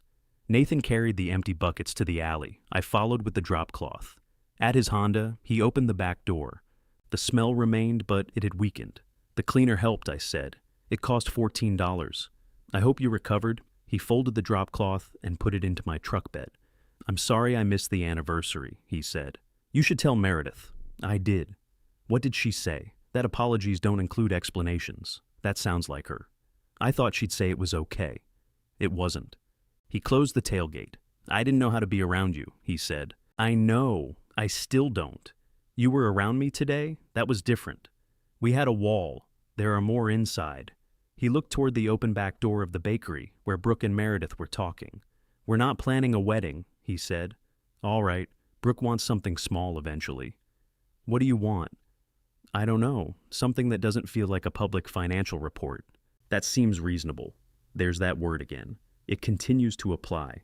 He shoved his hands into his pockets. Patrick told me you didn't ask him to step down. I didn't. He offered anyway. I told him not to. I know. Neither of us said anything for a moment. Then Nathan asked, Do you want to come over Thursday? For what? Dinner. What needs fixing? Nothing. That you know of? He gave me a tired smile. Brooke's making chili. She puts corn in it. You don't have to come. I'll be there. Thursday evening, I stood outside Nathan's apartment holding a bag of shredded cheese and wondering whether it counted as overcompensation. Brooke had asked me to bring cheese. I bought 2 kinds because 1 bag seemed insufficient, and 3 would have suggested panic. Nathan opened the door. You're early, he said. It's 6:28. We said 6:30. That's early. It's 2 minutes. He took the grocery bag and looked inside. 2 kinds. One is sharp cheddar. The other is also sharp cheddar. One is white. Good. We were worried about color. He stepped aside. The apartment smelled like cumin, tomatoes, and the scented candle Brooke lit whenever she cooked something with onions. The dining table had been cleared. No statements, no legal pad, no envelopes. 3 actual place settings waited on blue woven mats. My tool bag was at home. Brooke came from the kitchen carrying a bowl of chopped green onions. Corn is already in the chili, she said. I'm aware of your position. You're still welcome to leave. I brought cheese. Then we're trapped. Nathan put both bags in the refrigerator. Why didn't you buy one? I didn't know which kind she wanted. You could have asked. It was such an ordinary suggestion that it stopped me. Yes, I said. I could have. Brooke looked between us. Are we still talking about cheese? Probably not, Nathan said. We ate at the table. Brooke's chili contained corn, black beans, red beans, and enough smoked paprika to make the air taste seasoned. It was good. I told her so, without mentioning that chili did not traditionally require a vegetable medley. For the first 10 minutes, we discussed Meredith's expansion. She says the second oven arrives next month, Brooke said. It does. You know her delivery schedule? Nathan asked. She asked me to be there, to supervise, to listen for damage. That sounds like supervising. I'm not allowed to touch the oven. Nathan smiled into his bowl. She really has changed you. I remain capable of regression. Brooke tore a piece from her cornbread. Gerald is paying for the bathroom repairs? Half. Nathan looked at me. I thought he was paying all of it. He is now. What happened? Meredith sent the photographs and quoted the lease. You helped? She asked me what I thought the pictures should show. So, yes. I answered a question. Brooke nodded solemnly. We should mark the calendar. The conversation loosened after that. Nathan talked about the medical supply job. He had sold 3 diagnostic carts to a physical therapy group and was trying to get a meeting with an orthopedic clinic. Are you going to keep doing it? I asked. For a while. 7 days a week, not every Sunday. I waited. He noticed. You can say it. I already gave my opinion. I'm asking now. I think it's good that you're cleaning up the debt. I also think exhaustion makes people stupid. Brooke lifted her water glass. I've been saying that. Nathan pointed his spoon at both of us. This feels coordinated. It isn't, I said. We meet Tuesdays, Brooke said. He looked at her. You're enjoying this. A little. After dinner, I stood to carry the bowls to the sink. You're a guest, Brooke said. I can wash a bowl. I know. I sat back down. Nathan watched the exchange, but didn't comment. Brooke gathered the dishes and took them into the kitchen. Water ran. Cabinet doors opened and closed. She was giving us privacy so obviously that either of us could have asked her to come back. Neither of us did. Nathan folded his napkin into a narrow strip. I remember the Cincinnati meeting, he said. I've been thinking about it, I figured. I'm sorry I didn't go. You already said that. I said it while we were on the floor beside a dishwasher. Maybe that's our most honest location. Do you want me to say it again? No. All right. He unfolded the napkin, then folded it the opposite direction. I didn't ask well, he said. What? For you to come. You said people brought family. I didn't say it like that then. I said there was a dinner and asked if you wanted to drive down. And I asked about the hotel. Yeah, I thought you were trying to save money. I know. I should have asked why you wanted me there. You should have wanted to be there without needing a reason. I didn't know it mattered. Nathan's hands stopped. That's kind of worse. Yes. Brooke turned off the water in the kitchen but did not return. I continued. I kept thinking important things would announce themselves. Someone would say, "This is the moment you'll regret missing." Mostly people just invited me to dinner. Nathan looked toward the window. The sky outside had gone dark, turning the glass into a reflection of the 3-place table. Patrick always came, he said. I know. He came even when I didn't really want him there. That sounds like Patrick. He talks to everybody, I've noticed. At that Cincinnati dinner, he spent 40 minutes with a regional manager from Dayton who collected antique fishing lures. That sounds unbearable. It was, but he did it. And you remember? Yeah. I rubbed my thumb along the edge of the placemat. I'm jealous of him, I said. Nathan looked back at me. I know that isn't flattering, I continued, but I am. He has memories with you that I don't. When you chose him for the ceremony, part of me wanted to say that I paid for things he didn't. You almost did. Yes. And then I would have hated you. Probably. He didn't buy his way into those moments. No. You did act like the wedding contribution meant you should be included. I thought it meant I was included. There's a difference. I see that now. He slid the folded napkin aside. I knew what you thought when you offered the money, he said. What did I think? That it would make us closer. I waited. I let you think that, he continued, because we needed the money. The apartment seemed to narrow around the table. I didn't know how much we needed it, I said. I did. Did you? I knew we couldn't cover the wedding we were planning. I thought my spring commissions would fix it. Then one account delayed, and another one went to somebody else. So, you sent me the invoices. I thought you'd pay them. I know. You always paid. I know. Nathan pressed both palms against the table. When you made the offer, I told myself it was normal. Fathers help with weddings. Then every time the budget went up, I told myself, you wanted this. You wanted to be useful. I did. That made it easy, for both of us. Yeah. Brooke returned with 3 clean bowls stacked in her hands. She set them in a cabinet, then sat at the table again. Should I leave? She asked. No, Nathan said. She took his hand. He looked at their joined fingers. I told him I knew what he wanted from the money, he said. Brooke nodded but didn't speak. Nathan looked at me. I knew what Brooke thought too, he said, about the loan and insurance. I knew she thought I was paying everything. Yes. I kept telling myself I would take it over before it mattered. When was that going to be? I don't know. That isn't an answer. I know. His voice tightened. I lied to her. Brooke's thumb moved once across his knuckles. I didn't make up fake accounts or steal anything, Nathan said. I just let her keep believing something that made me look better. That's still lying, I said. I know. He glared at me. Don't make me regret saying it. I'm not. You looked like you were about to agree harder. I was controlling my face. You have a terrible face. You inherited half of it. Brooke's laugh came out softly. The tension loosened but did not disappear. Nathan leaned back. I used you, he said, not for everything, but for money. Yes. I'm sorry. I had imagined that apology in several forms. In most of them, I accepted graciously and immediately became wiser. What I actually felt was relief mixed with anger, mixed with the instinct to tell him it was fine. It wasn't fine. Thank you, I said. That's it? I'm trying not to erase your apology. He considered that. Okay. My timing came from anger, I said. Brooke looked at me. The boundary needed to happen, I continued. But I said it that morning because I wanted Nathan to feel what it was like when my part disappeared. Nathan's jaw tightened. You said you weren't punishing me. I told myself I wasn't. So you were lying too? Yes. The word tasted bad. It was still true. I gave 60 days, I said. I kept the wedding promise. I tried to make it fair. But some part of me wanted the floor to move under you. It did. I'm sorry. Nathan looked down at the table.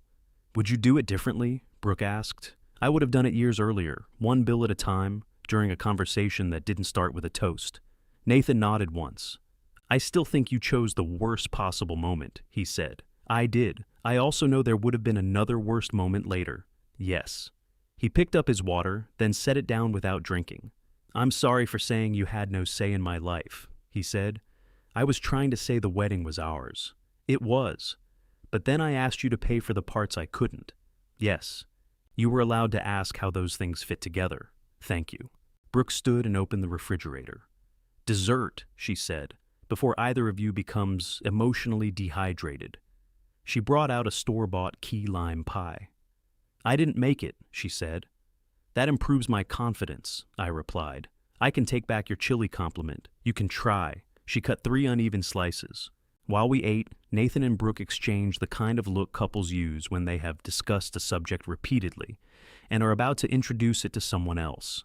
We found a place, Brooke said. For what? A ceremony? I put down my fork. Nathan spoke quickly. We haven't signed anything. It's the municipal conservatory, Brooke said. Sunday afternoons are inexpensive, 42 people maximum.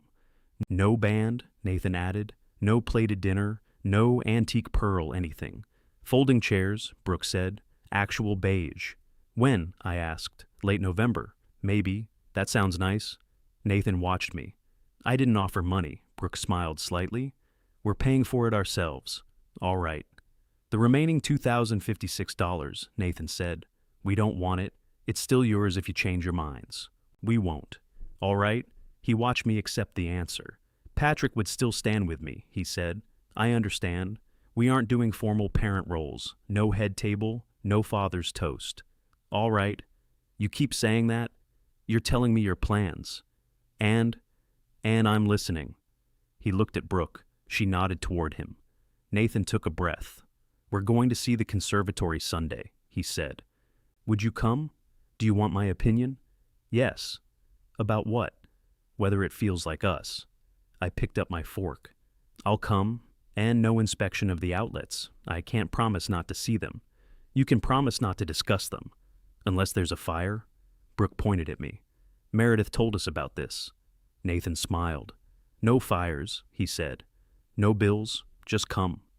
The municipal conservatory had one outlet in the main room. I saw it within 30 seconds. I did not mention it. The room was a long glass enclosure filled with palms, ferns, and flowering plants whose names were written on small brass labels. November light would come through the ceiling until late afternoon. Beyond the glass, a stone terrace overlooked a narrow pond and a row of maple trees. A woman named Elena showed us around. She wore a green staff polo and spoke with the quiet confidence of someone who had watched many couples misunderstand folding chairs. 42 is the legal capacity, she said. That includes the couple, officiant, photographer, and any musicians. Nathan nodded. We have 38 on the list. 39? Brooke said. Who did you add? Your cousin Linda. Nathan looked at me. Did you ask her? I haven't spoken to Linda since the socket set investigation. She'll come anyway, Brooke said. It's safer to give her a chair. Elena led us onto the terrace. A mild summer wind moved across the pond. 2 ducks watched from the water with the judgment of unpaid consultants. The ceremony can be outside if the weather cooperates, Elena said. But in late November, most couples prefer the conservatory. What happens if it rains? Nathan asked. We stay inside. No tent deposit? Brooke asked. No tent. No backup venue? This is the backup and the main venue. Brooke looked at Nathan. I love it. So do I. They both turned to me. What? I asked. You haven't said anything, Nathan said. I was told not to discuss the electrical system. We asked if it feels like us. It feels like you now. What does that mean? I looked through the glass at the simple rows of wooden folding chairs. No stage, no chandeliers, no space for a 12-piece band or an ice sculpture with paperwork. The other place felt like something you wanted people to think about you, I said. This feels like somewhere you want to get married. Brooke slipped her arm through Nathan's. That's what I thought, she said. Nathan glanced back into the conservatory. Yeah. Elena showed us the small room where they could store coats and the prep kitchen where a caterer could arrange food but not cook it. We're using Meredith's bakery, Brooke said. Sandwiches, salads, desserts. Nathan looked at me. Before you say anything, we're paying her. I wasn't going to say anything. Your face did. My face was thinking about sandwiches. Sure. At the desk, Elena explained the deposit and cancellation policy. The deposit was $400. Nathan listened to every word.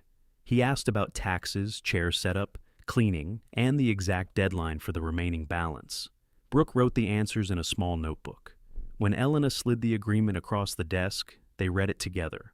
I stood near a display of begonias and did nothing. It may have been the most useful thing I did all afternoon. Outside, Nathan stopped beside the Honda. We're signing, he said.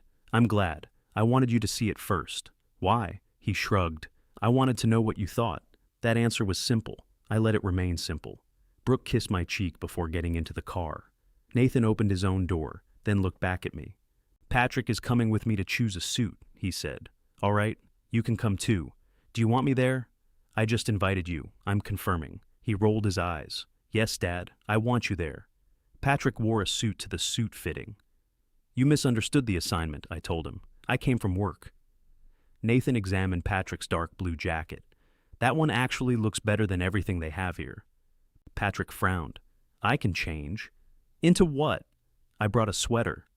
You keep emergency casual clothes in your car? I asked. I'm prepared. He keeps shoes too, Nathan said. Your mother likes options. The salesman, a young man named Andre with a tape measure around his neck, asked what role each of us had in the ceremony. Groom, Nathan said. Patrick pointed at himself. Standing with him. Andre looked at me. Guest, I said. Nathan turned. Father of the groom, he corrected. Andre nodded without noticing the difference. He brought Nathan 3 suits. One was too light, one too tight, and one dark charcoal suit that made him look older in a good way. Patrick preferred the light one. I preferred the charcoal. Nathan stood on the fitting platform, looking between us in the mirror. Brooke likes charcoal, he said. Then why are we here? Patrick asked. She said I should choose. She said that knowing you would eventually choose charcoal. Nathan adjusted the jacket. What do you think? He asked me. It fits your shoulders. The sleeves need half an inch. I mean, the color. Charcoal. He looked at Patrick. I like the lighter one, Patrick said. But your father is right about the charcoal. Andre pinned the sleeves. The tie discussion lasted longer. Patrick selected burgundy. I selected dark green. Nathan chose dark green, then told Patrick not to take it personally. I've survived greater losses, Patrick said. The 3 of us went for lunch afterward. Nathan picked a diner across from the suit shop. Patrick ordered a turkey club, I ordered meatloaf, and Nathan ordered a salad because Andre had measured his waist. You know the suit can be altered, I said, not in the direction I'm going. When the check came, Patrick reached for it. Nathan took it first. I've got it, Patrick said. You don't have to. I know. Nathan placed his card inside the folder. Neither man looked at me. That was considerate. It was also unnecessary. I watched Nathan pay for lunch and felt something complicated enough that I kept it to myself. Meredith opened the expanded bakery space 3 weeks before the wedding. This time, Nathan arrived before I did. His Honda was parked in the alley with the trunk open. He and Meredith were carrying folding tables through the back door. Nathan had removed his sport coat and rolled up the sleeves of his white shirt. "Where do you want these?" he asked her. "Against the warm oat wall. They're all warm oat. Now you understand the color." He saw me and hesitated only briefly. "Dad, grab the other end." I did. We carried the table inside together. The new space no longer smelled like a print shop. Meredith had installed a wide pastry counter, 2 stainless work tables, and shelves filled with mixing bowls. The oven stood along the rear wall, properly connected by people she had paid. Above a row of stools, she had hung old black and white photographs of downtown Columbus. The tiny dent from the sparkling wine cork remained in the ceiling. "You never fixed it," I said. "It's historically significant," she replied. Gail and Patrick arrived with flowers. Brooke carried in trays. Nathan spent most of the afternoon refilling coffee, moving chairs, and talking to guests. He did not check whether I was still there before deciding whether he could stay. At one point, I found him beside Meredith near the back counter. She was straightening his tie. "I said I was sorry," he told her. "You did. I helped with the tables." "You did. What else am I supposed to do? Keep behaving better. That sounds indefinite." "It is." Nathan looked at me.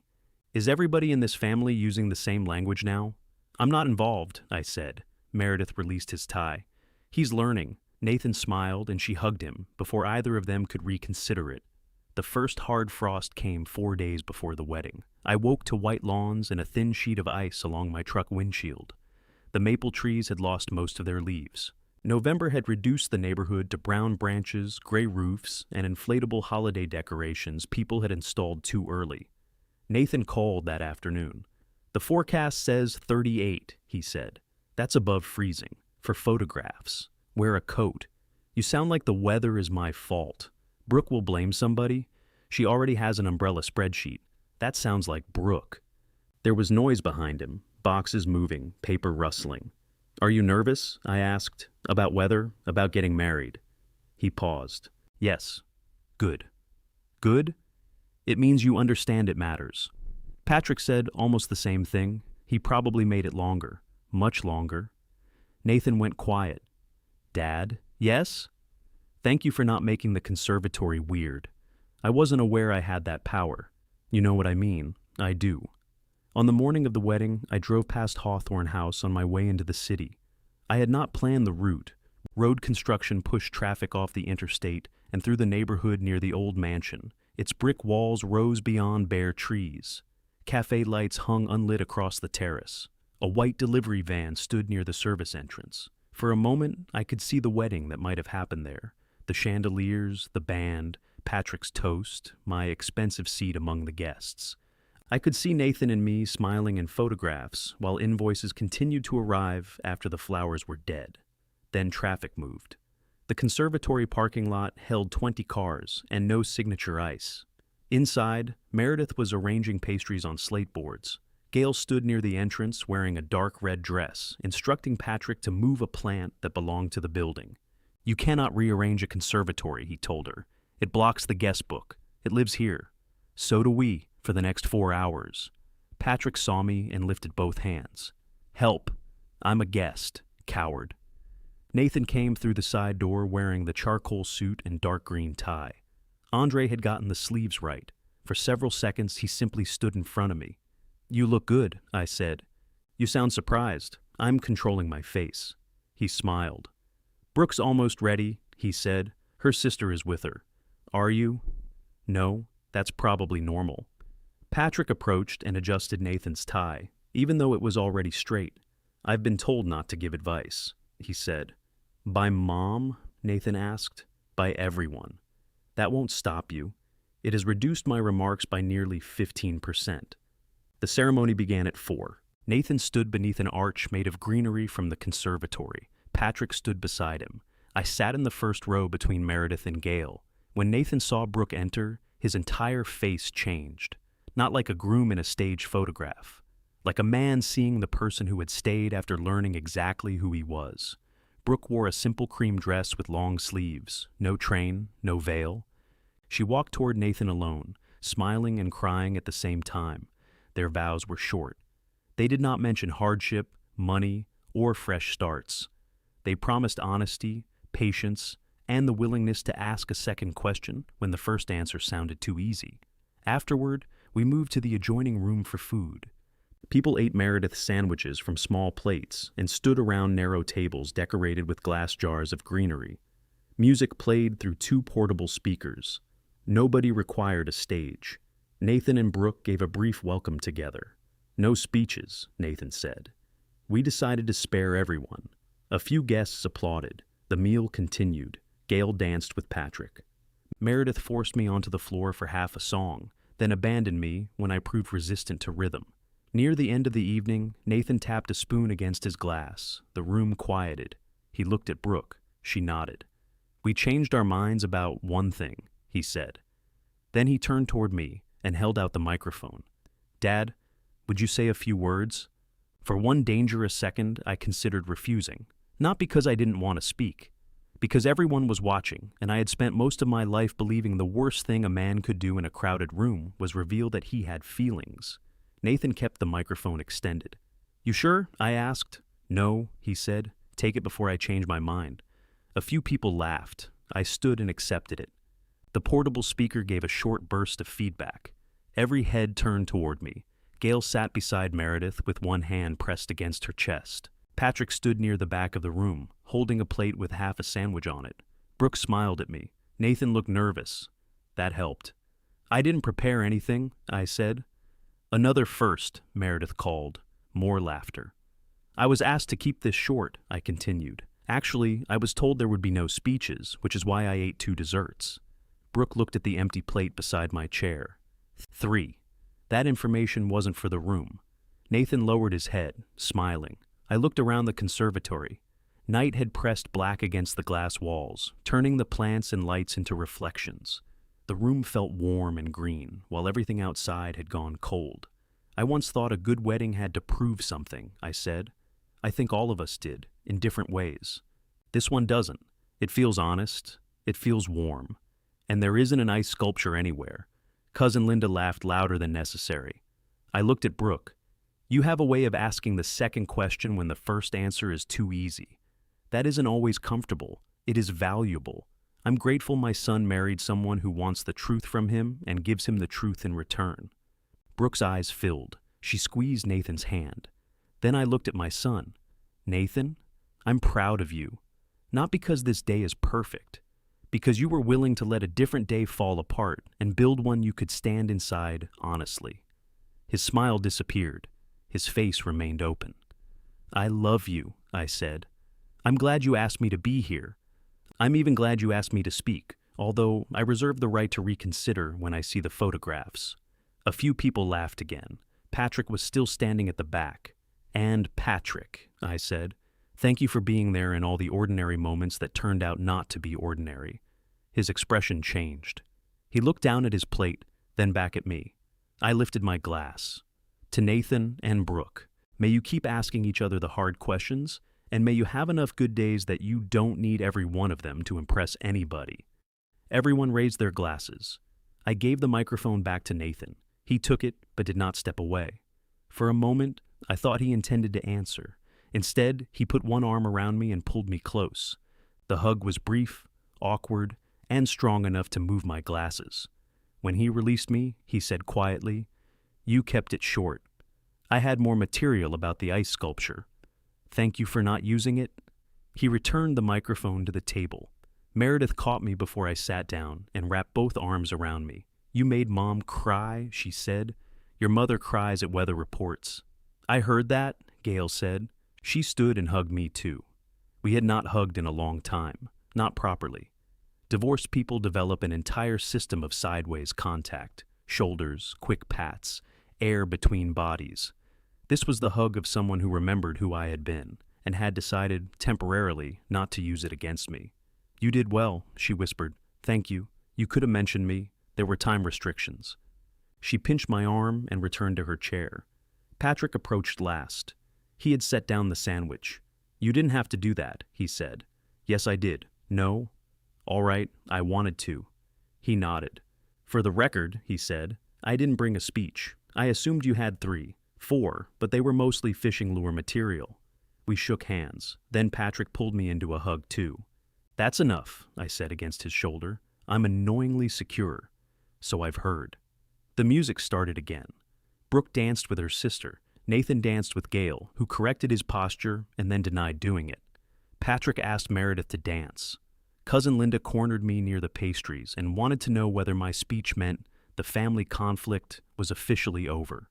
There wasn't an official conflict, I said. It was on Facebook. That does raise the standard. Did Nathan apologize? Linda. What? Have another dessert. She did. Near the end of the reception, Meredith handed Nathan a paper receipt for the catering balance. You could have waited until tomorrow, he said. I could have. He read the amount and pulled out his phone. I'm paying now? You don't have to prove anything. I'm not. I forget things. That's true. He completed the payment while Meredith stood beside him. Then she hugged him. I watched from across the room and did not reach for my wallet. At 9:30, Elena dimmed the lights twice to remind us the rental period was ending. Everyone began carrying plates, flowers, and empty glasses into the prep kitchen. I thought I was a guest, I told Meredith when she handed me a box. The wedding ended. I carried the leftovers. Nathan and Brooke had not hired a car. Their Honda waited in the parking lot, newly cleaned and only faintly haunted by the former athlete. Brooke changed into flat shoes. Nathan removed his tie. Gail and Patrick stood near the entrance while everyone threw dried leaves instead of rice because the conservatory had rules about birds. Before they came outside, Nathan found me in the coat room. He closed the door partway behind him. The narrow space smelled of wool coats and damp greenery. You okay? He asked. Yes, I mean, with Patrick standing with me. I knew that was the plan. That isn't what I asked. I looked at him. Yes, I'm okay. You're not just saying that? No, I thought you might still feel like I chose him over you. You did choose him for that place. Nathan's face tightened. He earned it, I said. That doesn't erase me? He leaned against a rack of coats. I didn't understand that before, he said. Neither did I. He glanced toward the door. We could hear Brooke laughing in the hallway. I wanted you to speak, he said. Brooke didn't make me. I didn't think she did. She suggested it. That sounds like making you with extra steps. He smiled. But I wanted it too, he said. Thank you. I almost asked you last week. Then I got worried you'd say no because of the whole money thing. I almost did say no. Why? Too many people looking at me. That has nothing to do with money. No, I contain several problems. He laughed, then became serious again. I meant what I said at the apartment, he told me. About using you. I know. I also meant what I said about the timing. I know that too. I'm not going to thank you for cutting me off. I don't expect you to. But selling the SUV was probably overdue. It smelled terrible. It did. And the second job? I'm keeping it through spring. After that, we'll see. Good. He waited for me to say more. Do you want my opinion? I asked. No. All right. He smiled. There were voices outside calling his name. Nathan opened the coat room door, then stopped. Dad? Yes. You had a place today? I know. He went to find his wife. The Honda pulled away beneath a cloud of dried leaves. Nathan honked once. Brooke leaned out the passenger window, laughing until the cold forced her back inside. Patrick and Gail left next. Meredith loaded the remaining pastry trays into her van. I offered to help. You've helped enough, she said. Are you sure? Yes. She shut the van doors. I'll see you Thursday. I'll be there. 6:30, 6:28, late. She kissed my cheek and drove away. I stood alone in the parking lot. But the feeling was different from sitting alone in my kitchen after Hawthorne House. Nothing had been restored to the way it was. That was the point. The calls from Nathan did not suddenly become easy. For the first few months of his marriage, half of them still began with a practical question. A strange sound from the furnace. A tire losing pressure. Whether the landlord or tenant was responsible for a garbage disposal that hummed without turning. Sometimes he wanted advice. Sometimes he wanted the name of a professional. Once, to my surprise, he wanted only to complain. I'm not asking you to fix it, he said, after describing a problem with the medical supply distributor's commission system. What am I supposed to do? Say it sounds frustrating. It sounds frustrating. You made that sound painful. I'm new. He called again 2 days later to tell me the problem had been resolved. Nothing in the house was broken. Meredith expanded her Thursday assignment system. I graduated from labels to entering delivery totals into a spreadsheet, then was demoted back to labels after changing a formula without permission. Gail stopped calling me for repairs. The first time her dryer vent clogged, Patrick hired someone. He texted me afterward.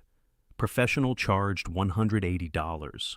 I replied, "You paid for emotional growth." He sent back a photograph of the clean vent and a rude hand gesture. Nathan and Brooke paid down their debt slowly. I knew because Nathan occasionally mentioned a card balance reaching zero, not because I asked. He kept the Honda. The smell eventually disappeared, though he insisted cold weather had killed it. The $2,056 remained in my savings account. I never mentioned it again. Neither did they. One evening near the end of March, Nathan called while I was folding laundry. "Are you busy?" he asked. "I'm pairing socks." "Can you meet me for dinner? Is Brooke all right? She's fine. Are you?" "I'm fine." That's a flexible word. 7 o'clock. Miller's. Miller's was the burger place near the outer belt where we used to meet before Onions entered his life. "I'll be there." Nathan was already in a booth when I arrived. He wore his work clothes, navy slacks, and a pale blue shirt with the collar open. A leather folder sat beside him. I noticed it and looked away. "You didn't bring tools," he said. "You didn't mention a dishwasher." The waitress came. Nathan ordered a burger with grilled onions. I looked at him. "What?" "Nothing." "They're good. I'm aware." I ordered the same. When the waitress left, Nathan placed both hands on the table. "I got a job offer." "What kind?" "Regional manager, medical distribution." "The weekend company?" "They want me full-time." "That sounds like progress. It's in Indianapolis." I waited. He smiled faintly. "You're doing the silence thing." "I'm listening. The salary is higher than what I make now. Actual salary, not projected commissions. There's a quarterly bonus, but we didn't count it." "Good." Brooke could keep her job for a while and travel back twice a month. She might find something there later. "How does she feel? Interested? Nervous? How do you feel?" "The same." The burgers arrived. Nathan waited until the waitress left. "I have to answer by Friday," he said. "All right, that's all you have?